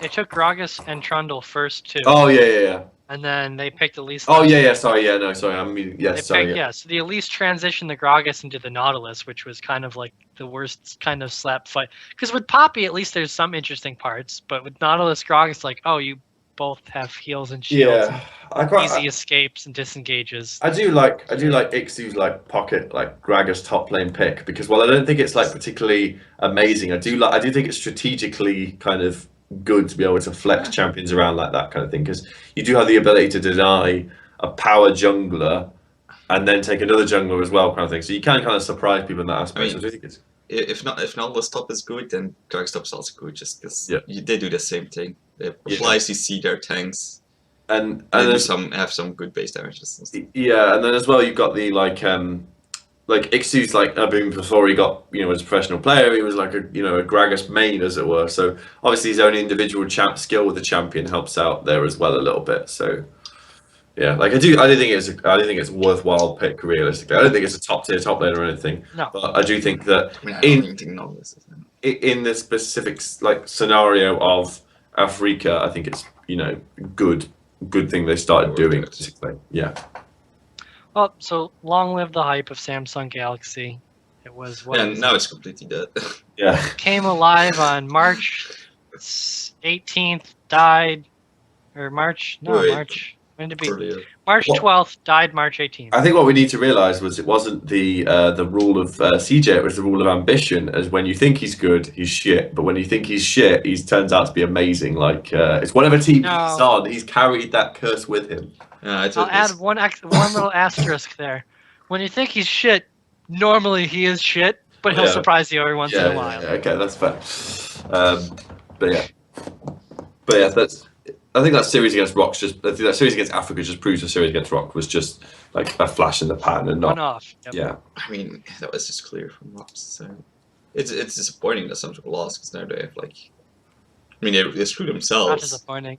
It's I actually don't care because fuck ambition, but I still think Samsung's gonna miss the playoffs. Yeah, that Rock series, how unlikely that win was, there was a win which they needed to stay in playoff contention, and now they just lost to the team that they really should not have lost to, a team below them in the standings. So it's even now it's starting to be a lot less likely that they're actually gonna fucking get into playoffs. Which I thought they were kind of locked for the moment they beat Rocks, just because they had enough points to probably like kind of just squeeze in fifth. But with CJ stepping up massively now and them just losing games that they shouldn't lose, it's very unlikely that Samsung's still going to make it. So. Yeah, and like if it wasn't for that loss as well, they'd be at 8-5, which would put them in 4th place. But now because they're 7-6, they're in 6th place. So that was really like an open goal to get them, really solidify their playoff position, and they missed. Like, what was that all about? Yeah, 4 through 7's real tight. Yeah. Lose these so, games right now. Either of you watch SBENU get their first win? No. I did not time anymore. Congratulations, SBENU! Yay, you're not lossless or winless, and you are now in 9th place because they're ahead. They have negative 20 points. Kongdu have negative 21. Congrats. I mean, due to the way that the bracket works for Korean promotion and relegation, it doesn't actually make a difference whether you are 9th or 10th place. Like, you have to play basically the same whatever. So it doesn't really make too much difference. I do just find it funny, basically, that one win lost. At least Najin or Kongdu Monster will actually be last now. Yeah. Or the Empire, because they were actually no Najin. So, whatever, let's go do right now. Moving on to the last and another super, super long series, we have CJ versus Jin Air. Pretty much the best series. I mean, best 2 games. I still think the 3rd game was very The 3rd game was kind of disappointing, but in its own way, it was very nice. Like, it was great to see Jin Air really kind of be like, okay, we gotta win this, guys. We are still better than you guys. Lose. So it was disappointing in the sense of how the series played out, but it was still a good game to watch because of basically what Winged and was able to. Yeah, I'm just a bit transcend disappointed take over. With the Jinx pick. It's like, really? Yeah. The Jinx pick really like it did. You could have picked Caitlyn, man. It was better than that. Yeah, it's not a good AD carry right now, and it was last whisper dependent at the best of times. Now last whisper basically doesn't exist as an item anymore. Like. Yeah, it's not. It does. They put so much into the Jinx basket too, with the Maokai, Gragas, Lulu, Braum. I'd like to point out literally everyone peels for you. This is the 2nd time that CJ have tried to do like a protect the Jinx comp, and both times they've got fucking wrecked doing it. Like they tried it really early on in the split, and now they tried it really late in the split. Like maybe just don't do it anymore. I don't see why they feel they need Jinx when Kramer does.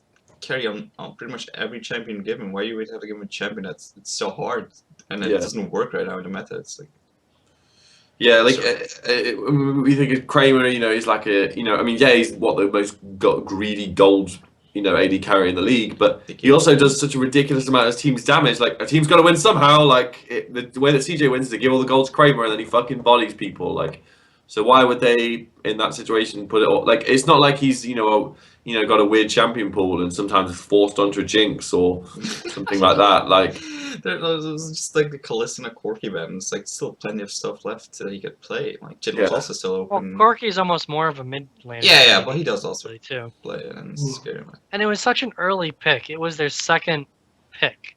yeah. Like, oh, we're going to lock the Jin in. Lock the Jinx in case they take it. This is like there are a lot of showing afterhand, and at that point, it's like there was so much knockup CC that you can't kite away from as Jinx. So there was.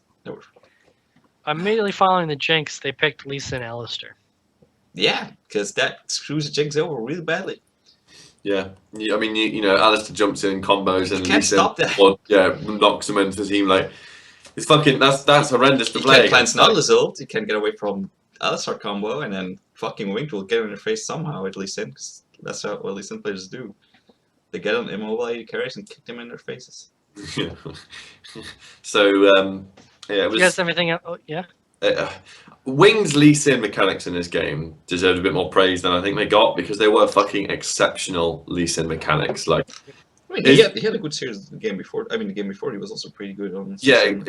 So I was saying, like, game 2 and 3, like his Lee Sin mechanics are like on point, as it were. Like, I think that's why I tweeted out like after one of the NALCS games where Rush went off on Lee Sin. I was like, if you like that Lee Sin, you should watch Winged play Lee Sin as well because Winged is a really fucking good Lee Sin player. Like.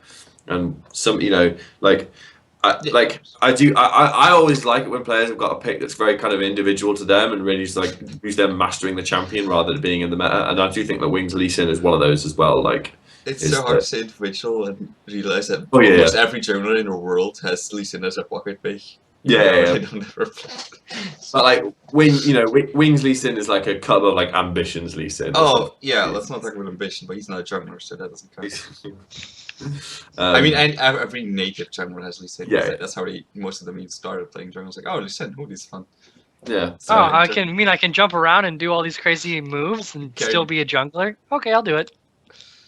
But like that also shows like Winged was not only Sin, and his games weren't great. And this whole week, but then only Sin, like he was an impact. Like I don't think his Elise game was relatively terrible. I just think that he wasn't as helpful in team fights with his build, and you don't want to get into a late game situation where you're team fighting CJ. I think that's why when I walked out, because I had to go to the gym after almost before game 2 ended. I left for the gym, and I was like, "Oh, CJ's got this in the bag." It's like 40 minutes in, and they're gonna team fight. And then I saw and they lost, and I was like, "Wow, CJ lost." It was hard team fighting. It was surprising.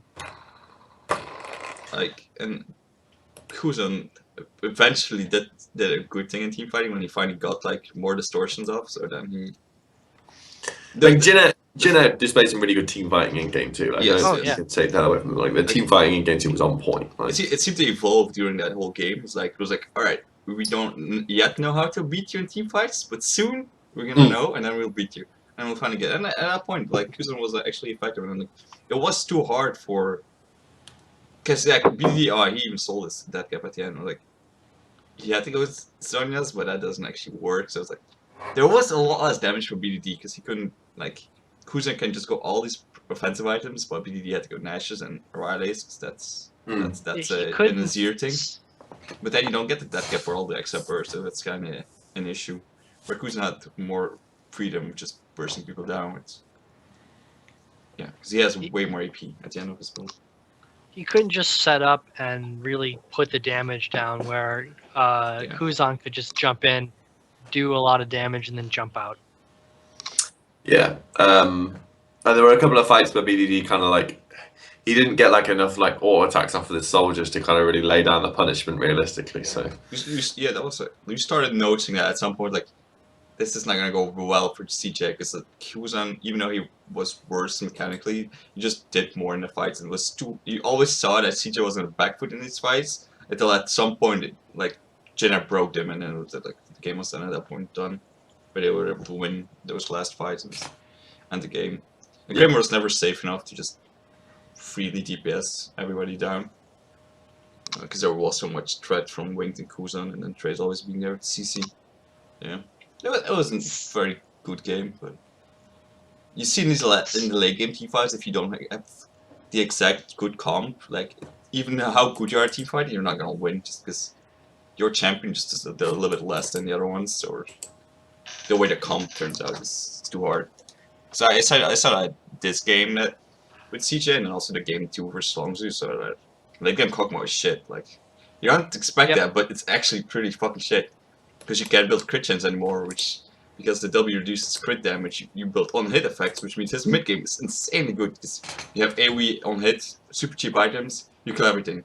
But the moment you get to late game where the other AD carry can also kill all the tanks, your damage compared to him is way worse.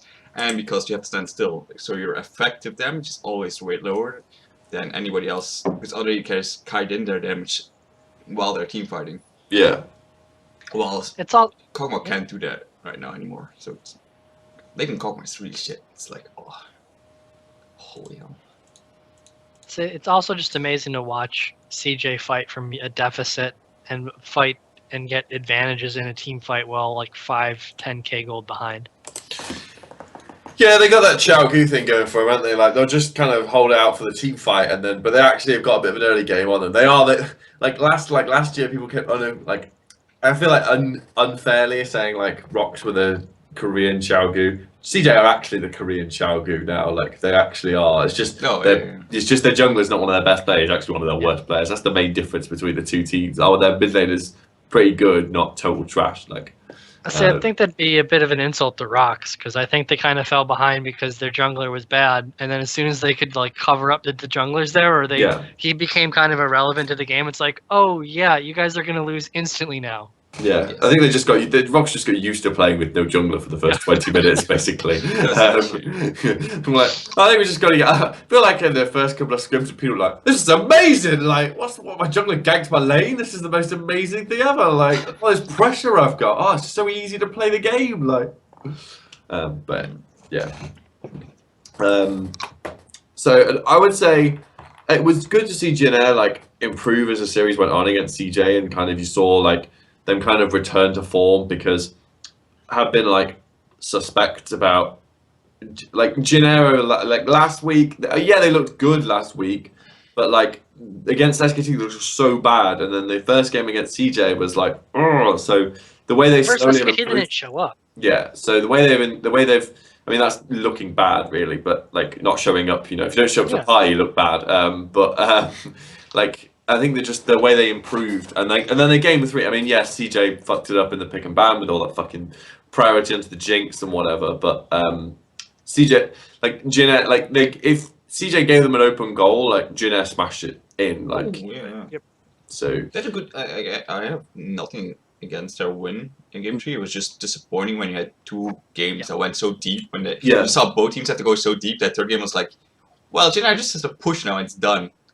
You didn't put anything. The moment CJ falls behind, it's done. It's like that can't pull to nothing anymore. Well, that was just a sad thing because you never saw that game go like game. I didn't even bother watching most of that game anymore. Yeah. When I said Jin Air didn't show up, I just mean like it's kind of from their play on Wednesday. It was super hard to be like, okay, how are they going to play against CJ? Because it wasn't like, oh, this looks like Jin Air's playing. They just lost. It was just they didn't even come to play, and it was like you couldn't really judge based on that. Like, well, is this going to happen again, or are they going to be able to turn back to what they've been doing like the rest of the season? So it was very awkward to see that. Going into that series, I thought Jin Air was going to lose based on how they played versus SKT. So I'm glad that they managed to prove me wrong. Like, in game 2, I was like, oh my god, Jin Air is actually going to get 2 out here. Like, and in general, in the week, getting 4 out, it's like, whoa. Well, I mean, I'm glad that they. Yeah, the quickest transition between sad playing and glad playing ever. I know. Doesn't that much. So, I don't know about you guys, but I mean, I'm pretty. Like, every time I see CJ playing for the first time in maybe 2 years, I'm super excited. Yeah, I always think they're going to bring a good game. They hadn't. I mean, yeah, but this just were fun, even though they were long. Like I enjoyed them. Like game 2 versus Longzhu bugged the hell out of me. It was like I was fucking crying out on Twitter the whole game. It was like, you guys are gonna throw this shit because you're not ending, and then they fucking did it. And then I had to fucking watch another 40 minutes when they were like, yeah, you're not gonna win this anymore, guys. Yeah, I'm ready for game 3 right now, which I just didn't want to happen at that point. Whatever. Yeah, it's very nice to see them. That was so with frustrating because like, that actually was like playing. the first time they actually had a super good early lead and like good, and they had a sick mid games. Like okay, now they're gonna. It's like oh yeah, you guys have never gotten to this point yet because normally you're behind or like evenish. Now you're 10k ahead. Now you have no idea how to win the game. Damn it! Up to game 3. But yeah, at least there's no space, so good to see. Fucking God. Good to see CJ games now that they have been released from space prison. So anything else, you guys? Any other thing we forgot over the course of the games? No. Okay, we can move ahead to seeing about next week. Then. How many weeks are left? 3, right? I believe there is only 3 left. Yes. That's 3. Yeah, did I forget? Things gonna happen still the 5th, but. I think I don't know about you guys. Before we go into next week's games, do you think Samsung, Longzhu are the 2 that missed the playoffs? Yes, I thought that this week. I'm pretty convinced still. So definitely after someone lost, like just screw themselves. Because they're tied to SKT, but SKT can still play a still match series behind because of IEM. So they're technically kind of still behind. Plus they have a negative score right now also in games. So yeah, Samsung. Yeah, Longzhu. I didn't even think before this week that they were going to make it. I said like they were going to lose to CJ and it. Yeah. So Longzhu's playoff dreams for this season are pretty much like dead in the water. Which is where we're coming in. Obviously, we thought there'd be the top 4 teams of Korea. At least 4. Yeah, Jin Air kind of surprised us all, and Longzhu surprised us all in different ways. Samsung. There were moments where Samsung looked like they might be a top 4 team in Korea, and then they managed to disappoint us. Well, I never expect them to stay that high because I know, like I said, most of the wins were just ambition somehow showing up. It's not as usual MO. So it's they're not gonna win, like, because they still have no AD carry whatsoever that seems to be able to carry games or be present in team fighting very much. I feel like Samsung's a team that would profit better in a best of 1 format because they normally manage to get a win in. Like in the way that LCS best of 1 works out, like they could have managed to get ambition by like 15 games played on Graves or something like that. Like, like oh yeah, they would realize like LCS and then losing playoffs probably. That is always for me like one of the big differences when I watch LCK to watching LCS. If LCS player shows up big on a champion, like next game they seem to get it again and again and again. Whereas in LCK they just go, alright, we'll just ban that then. Like I don't want to deal with that fucking shit again. Like next game, we'll just ban that again. Like like actual target bans never seem to happen in the LCS, whereas they happen all the fucking time in LCK. So I will say that is one of the big differences. It was just insane to hear people like watch that one game, be like, "Oh my god, Ambition's so great!" I'm like, "No, Ambition was amazing in that game." Yeah. And then watch as he comes back to reality, and then he had another great game. It's like, "Oh, okay, he's played really well in Graves. Let's get rid of that." And then he crash landed right into the face. I did the math the other day, and I was like, I've probably spent like 4 weeks of my life watching Ambition play League of Legends. Like, I think I know him pretty well right now. Like, like think about all the matches I've watched him play. Like, probably fucking like over fucking 250 matches by this point, or something ridiculous. Like, he hasn't been playing for a really fucking long time. He's the biggest veteran in League of Legends alongside Madlife, like, and Score. Yeah. But unlike Score, he's had more international tournaments than Score though. So because he had a bunch in season 2 and stuff like that. In fact, Originally only had 2, right?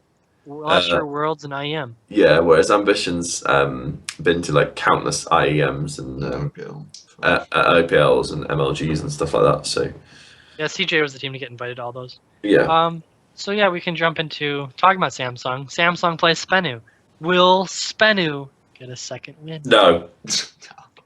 Didn't think so. They beat Kong, like who cares? They're not gonna beat anybody else with Kong. We have game 1 of let's see, 1, 2, poor CJ. God, 3 or 4 interesting games this week. CJ Rox. They're 4th, but now we're gonna probably go 0-2. It's so sad. Yeah, no, Rox is gonna destroy them. Yeah, so I kind of hope they get 1 game where we get some late game team fighting, but I don't think Rox is ever gonna get it that far. But it would be cool to see Rox versus CJ team fighting. Yes. I think it's 2-0 simply because I don't think like Rox is going to let them have Yeah. enough life to get to the point where they can team fight. Yeah, Bubbling's not going to have a good time against Peanut as well. And it's not going to be a matchup he comes out of looking good. I will say that he's improved, but like but it's not his early game hasn't improved. It's just he managed to like he's found his way to team fight and he's got better and stuff like that. Like he's still going to get shit pushed into the early game, like kind of thing. Like this is the ultimate herbivore versus the ultimate carnivore. Like what happens when a lion chases a deer? The lion kills it generally. Now, what happens when a lion chases like a fucking deer with one of its legs already chewed off by another lion? Like, deer doesn't stand any fucking chance, does it? No, deer just lays down and accepts fate. Yeah. Bubbling is a deer with slack chop off. Okay. Yeah, 2-0. So 2-0 Samsung, 2-0 Rox. Yeah. Yep. Oh god, if I don't want to see 2-1. Oh boy, super exciting KT versus the Africa. We don't get a good KT series till next week, man. It's annoying. Like we didn't see this week and Yes, we get 2 good KT series in yeah, next week. Yeah. or in 2 weeks. I'm missing KT. Good KT games. So KT 2-0. Actually, I'm gonna say 2-1 because Africa. KT shouldn't, but KT is. I'm somewhat convinced, and with Fly being like iffy right now, I think they can definitely win a game. But KT should win in general. Yeah. Africa, the ultimate, always 2-1. Yeah, they have way too many 2-1s. So. I think as well, like Hachani can't sell out of all of Africa's secrets anymore. So why Hachani is still playing for KT, I will never know. But and this is the one series I actually excuse him playing in because it's his old team. Every one of the one it should be Ignar, but whatever, KT. Yeah. Then we have possible good game, LZ SKT. I don't think it's going to be that great, but I think it's a 2-0 for SKT because Longzhu can't seem to close out games, and that's kind of how SKT really is able to win. If we look at the only game they beat Rox Tigers in this year, Rox wasn't able to close it out fast enough, and they came back. Yeah, SKT's team fight is pretty good. Yeah, I'm 2-1. thinking if they could 2-1, but okay, I don't. Last time Longzhu played SKT, they 2-0'd them. But this time, I reckon it will be 2-1 to SKT. Marcelo said 2-0 as well, like Pinata. But yeah, no, SKT will win. I don't see Longzhu. Nah. SKT is back on track somehow. I mean, I liked it because Lulu was banned, they had to play something else, and it wasn't bad. But on the other hand, they got Kalista. Alistar was just like, they always win with Kalista Alistar, so I don't care. I wouldn't say, I don't know if they're back. I can tell you that No, they're at least good enough to beat other teams. I don't say specifically back. I said back on track of or improving because I never thought they were. Well, okay, the first 2 weeks I still thought they were the best team in the world, but until Rox showed the true form.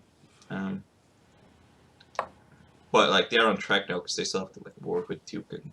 That's it. That series where Jin Air beat SKT is one of my favorite like sort of moments. The collective Twitter meltdown that was that series. Like, what is happening? Like, what is reality right now? Like, I only ever had that once in my life, and that was when G Tigers lost at IM. I was like, at that point, I legit needed a day because I was like, I need to take my life, and then after that, it was like, oh, okay, I get how everything works now. Like that was the moment where I was like, everything that has led to this moment has been worth it in the end. Like everything that has led me to this moment when Jin Air beat SKT 2-0 was like, the day was going so fantastic. I was like expecting to walk outside and Miranda Kerr was going to offer to get off of me. That's how fucking amazing I felt in that moment. Like I was on fucking cloud 10. I was so happy. Like. That was fine. It was an understandable loss, at least. Okay, so now we have a really good game coming up of Kongdu Monsters versus Rox. I enjoy Rox beating up. Will this entire set last an hour? No, it's seriously doubt it. That's the. I think the 2-0's understood. I just think whether or not either game's gonna make it past like 25 minutes is the real fucking question. Oh, it depends what they pick, of course. So then we move on to Samsung Jin Air, which I think is Samsung's real last shot at making it across the finish line. It's not really Jin Air they have to beat, but they need to win. So They need to win because they play SKT the week after that, and they that's the only really other team they can kind of knock out. Yeah, I think if Samsung want to make it, they have to win every single series now, don't they? So, last time that Samsung played Jin Air, Samsung won 2-1. At that point, they were still a bit evenish. Yeah, I think literally the first week, wasn't it? Yeah, I think that was mid-season. It was like fifth week or something like that. I wrote a match preview. It was just before IM, like a week or two before. I wrote a preview article about it that no one read, but I wrote. Longzhu was when they had what's his So-Won in top lane. Oh yeah, I know those ones. Yeah. I would say Samsung.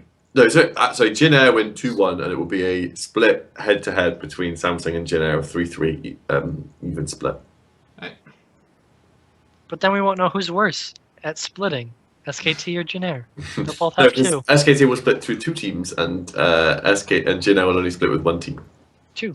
If it goes that, they split with SKT and Samsung. Oh yeah, damn it! Oh, SKT will find a way to win the splitting record. I think Jin Air actually will just do. I know, as long as they keep banning Graves, I think they're. Yeah, that's the point. If you ban Graves, you kind of win against Samsung. So as long as Jin Air ban Graves, you should just win. For them, yes, because they're more than good enough to do it. We'd also love to see Trace and some other shit again. Yeah. Because fuck no, I'll stop playing. Yeah. I find it interesting watching him do nothing for like 30 minutes. Trace is the only guy I actually like when he plays Gangplank top lane because he's really good at it. Like everyone else, I'm like, ugh. Because he plays like a bitch, farms, gets the CS. What's yes, supposed to do with Gangplank top lane? That's it's almost like he's a weak champion that scales into. Yeah, I know, Trace, right? Trace seems to be the only one who understands when you flash in as Gangplank. Everyone else seems to flash in and die or never flash in, whereas Trace flash in, not get the kill, and then die. Whatever. So, then we have another good game this week. SKT CJ.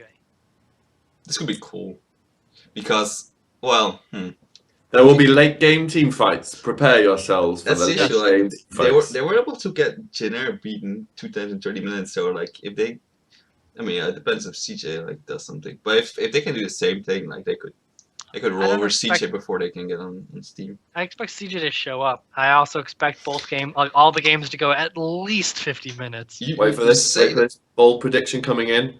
2-1 to CJ. I don't think that's that bold, but well, there are reasons. Oh, thanks for ruining the moment, mate. Well, actually no, because I don't think they would win. Besides your hatred of CJ or SKT. I hate CJ. I hate the CJ organization just as much. Yeah, but I like this team more now. Yeah, I kind of like the current CJ lineup more than the current SKT lineup, and I like watching them play. Well, yeah, that's the thing. Kramer is the hero for every mediocre AD carrier out there. Like, I know you're mediocre right now, but if you try really hard, you might be able to become as good as Kramer one day. Like, it's also his name as well. Every time I watch it, it reminds me of Seinfeld as well. Like, you just expect someone to open up your door real quick. Yeah. No, but this year I have. Yeah, you said Jenner didn't show up, and in a way they did, but they did play the early game. They just didn't do much. And that's exactly how CJ plays early game. So like, I just think they've created their leads by like just finding good picks and rotating. And I think if CJ is not prepared for that, they can just lose in a very similar way. Because CJ and Jin have a very similar early game style. I mean, Jin less, but the fact that they have both longest game time as well just means that they prefer late game more than early game, which is something SKT can punish them on. So. I think late game CJ could definitely beat SKT, but like, you still have to. I mean, it's not like Bang and Faker are better team fighting at all. So like, where you put up BD Kramer versus Bang Faker, I don't think necessarily that CJ is that much better. That's why I like this series, because it's like Faker 2 versus Faker and Bang 2 versus Bang. Like, so I'm forcing this so much, but yes. I mean, I think it could become really serious, but I think it can also just like abruptly just SKT winning. I think SKT will win nonetheless. I think CJ will win 2-1, but I hope CJ can pull us something nice here. Well, that's it. There's no second game on Saturday this week. The SBENU Africa free CS game has been canceled. This is a free game. Breaking news here. I'm just looking for the Africa comeback. They're gonna surpass Longzhu with that win, dude. Or tie up Longzhu. Most Africa thing to do would be to lose to SBENU right now for some unknown reason. Like, After going 2-0, and Yeah. now they're like 1 game behind Longzhu. yeah, they just go 0-2. One match, like Yeah. that would be so Africa. Yeah. But yeah, I think Yeah, Africa 2-0. Whatever. Africa has 20 games or so. Ugh. Oh, 2-1, sorry, Africa, because they normally drop a game just as much as they normally win a game. So it'll be 2-1 to Africa. You never know. As I think it was Doa said, you never know with Africa. They can lose the game in terrible fashion and show up and win the next game because they really just don't give a shit. Yeah. So true. That's such a weird team. Quinn Midland, boys. They're like, oh wait, we lost that scrim. No, that was guys who were playing live. Yeah. Oh. Oh, fuck, I would have got in if I thought it was a real game. We're Like, not scrimming? Oh, damn it. That's why we did these boots with all the lights in our spaces. Okay, I think that's about it. Anything else you guys have to say? Yes. So this week I released an article titled. I'll go back and read my title. Controversial controversy. I'll go back and read my title first off.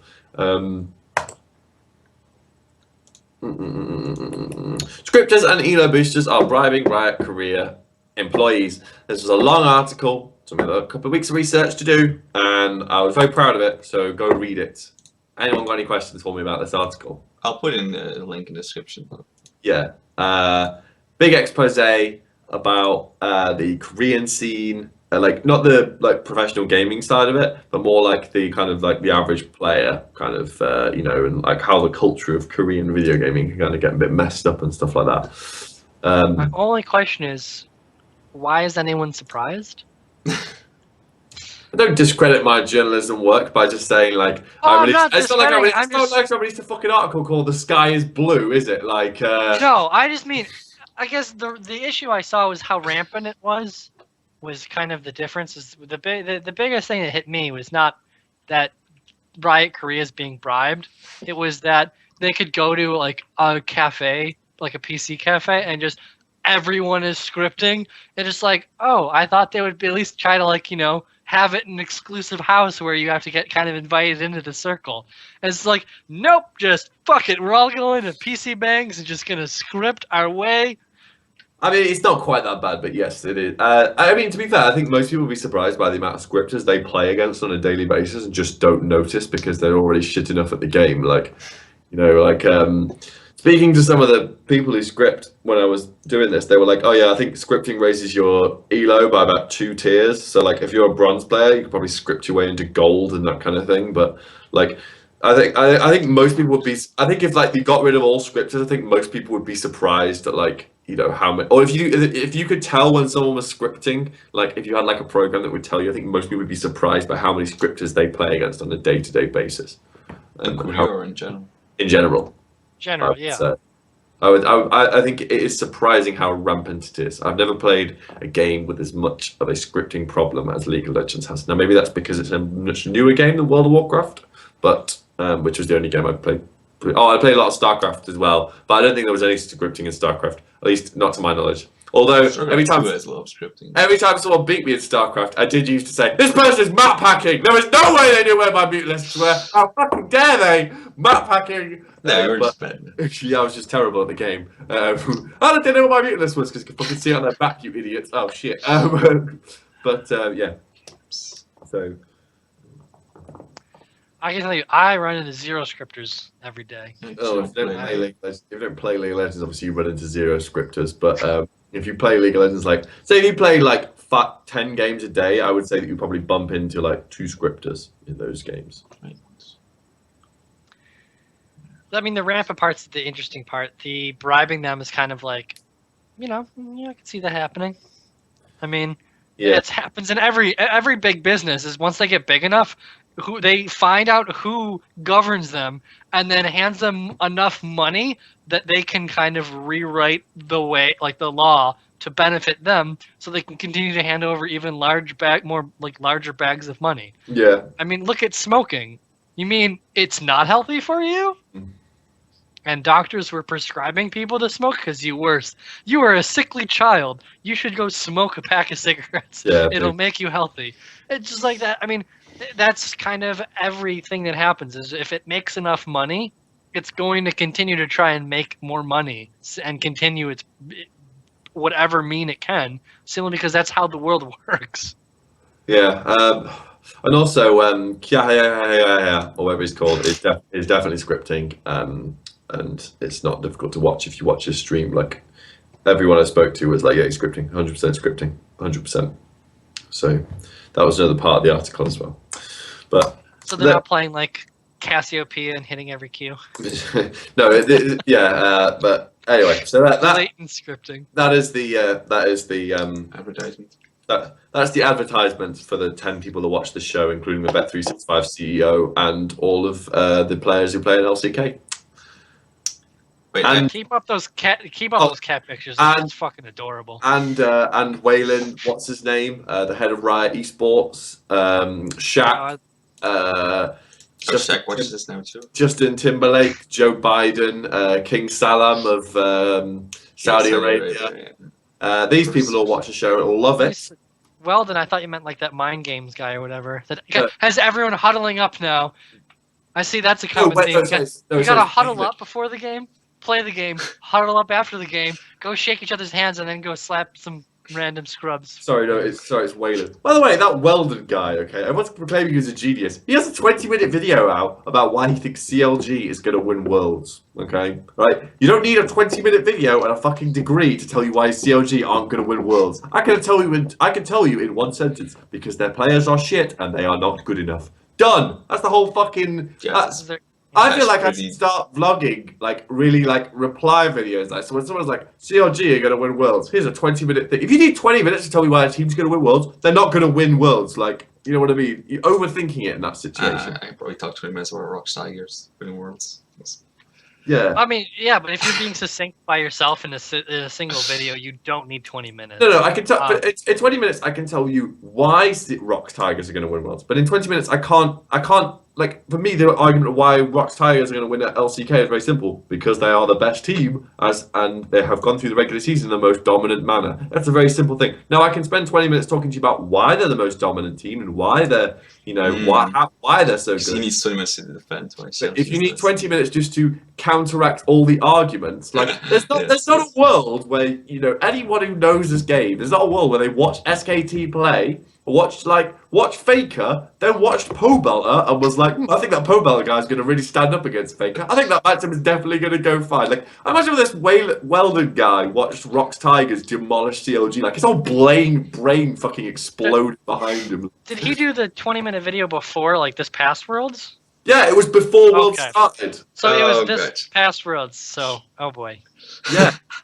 I mean, they're pretty much the same or worse. I mean, I'll say this. Props to him for not deleting it, because I hate people who do bitch shit like that and delete stuff that they've gone back. Like, occasionally I'll delete tweets if I've had them up for like an hour and it didn't bang. That's different to deleting something like a strong statement you've made that's been out there for like... A 20-minute video? Yeah, that's a strong statement.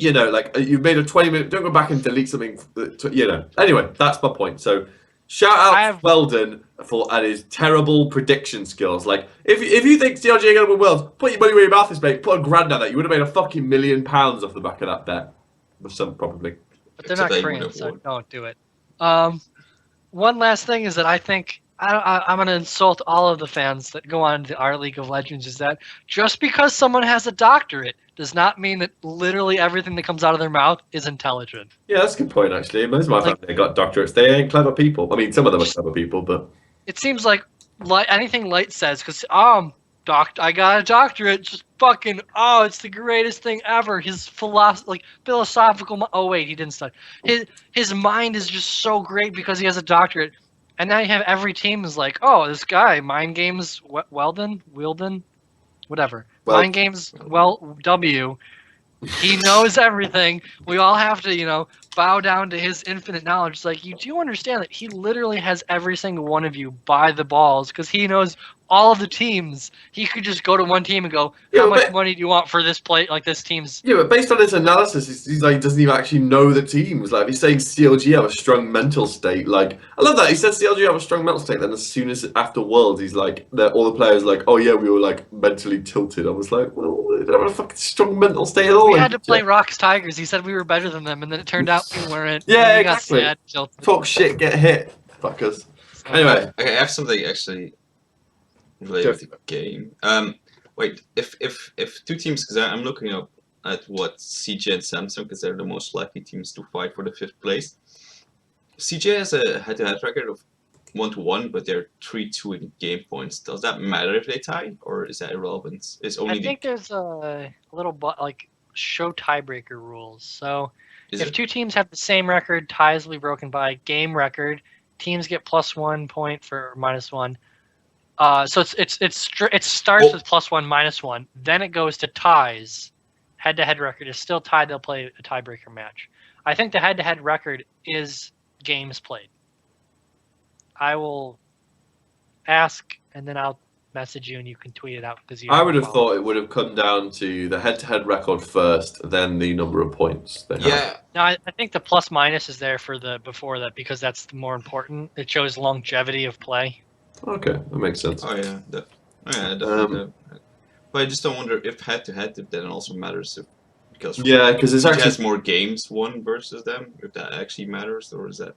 That's just that gets ignored overall. Because it is actually pretty likely to happen as well, like based on what they understand. Looking at CJ can upset, but it looks like right now they're only gonna win like 1 more game, maybe 2. Yeah. And Samsung is very likely to at least win 2, so that they would tie them up. So like right now it's like because of what Samsung did, like it's very likely to tie up, and then I just want to know if they have to play a tiebreaker or it will be forced in some other reason. It's still like both teams can upset, so it's not concluded. Like, but I just hope Samsung doesn't. It's fuck Samsung. Yeah. I think that's the end of the show. I can't think of anything else. I'm finding out 1 second. I'm finding out I have a person I'm asking, and I don't know if she knows, but okay, whatever. Fuck it. Well, we'll get to there. I'll tweet it out if I find out.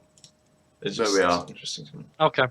We can tweet that when we send out the episode anyway, so. Yeah. Yeah. That's the end of the show. I guess that's it. Thanks for watching. See you all next week. Oh, by the way, this is now the most reliable show in esports because China Talk has done an episode for like 5 weeks. Summoning Insider has done an episode for about 2.5 weeks. So you're welcome for the reliability there. We put a lot of work into this show. Every week, get your ass cake over. Every week we arrange to meet at a certain time, and then about an hour and a half later, we finally get on the call and meet. So That's true. You are fucking welcome. Oh, it's so true.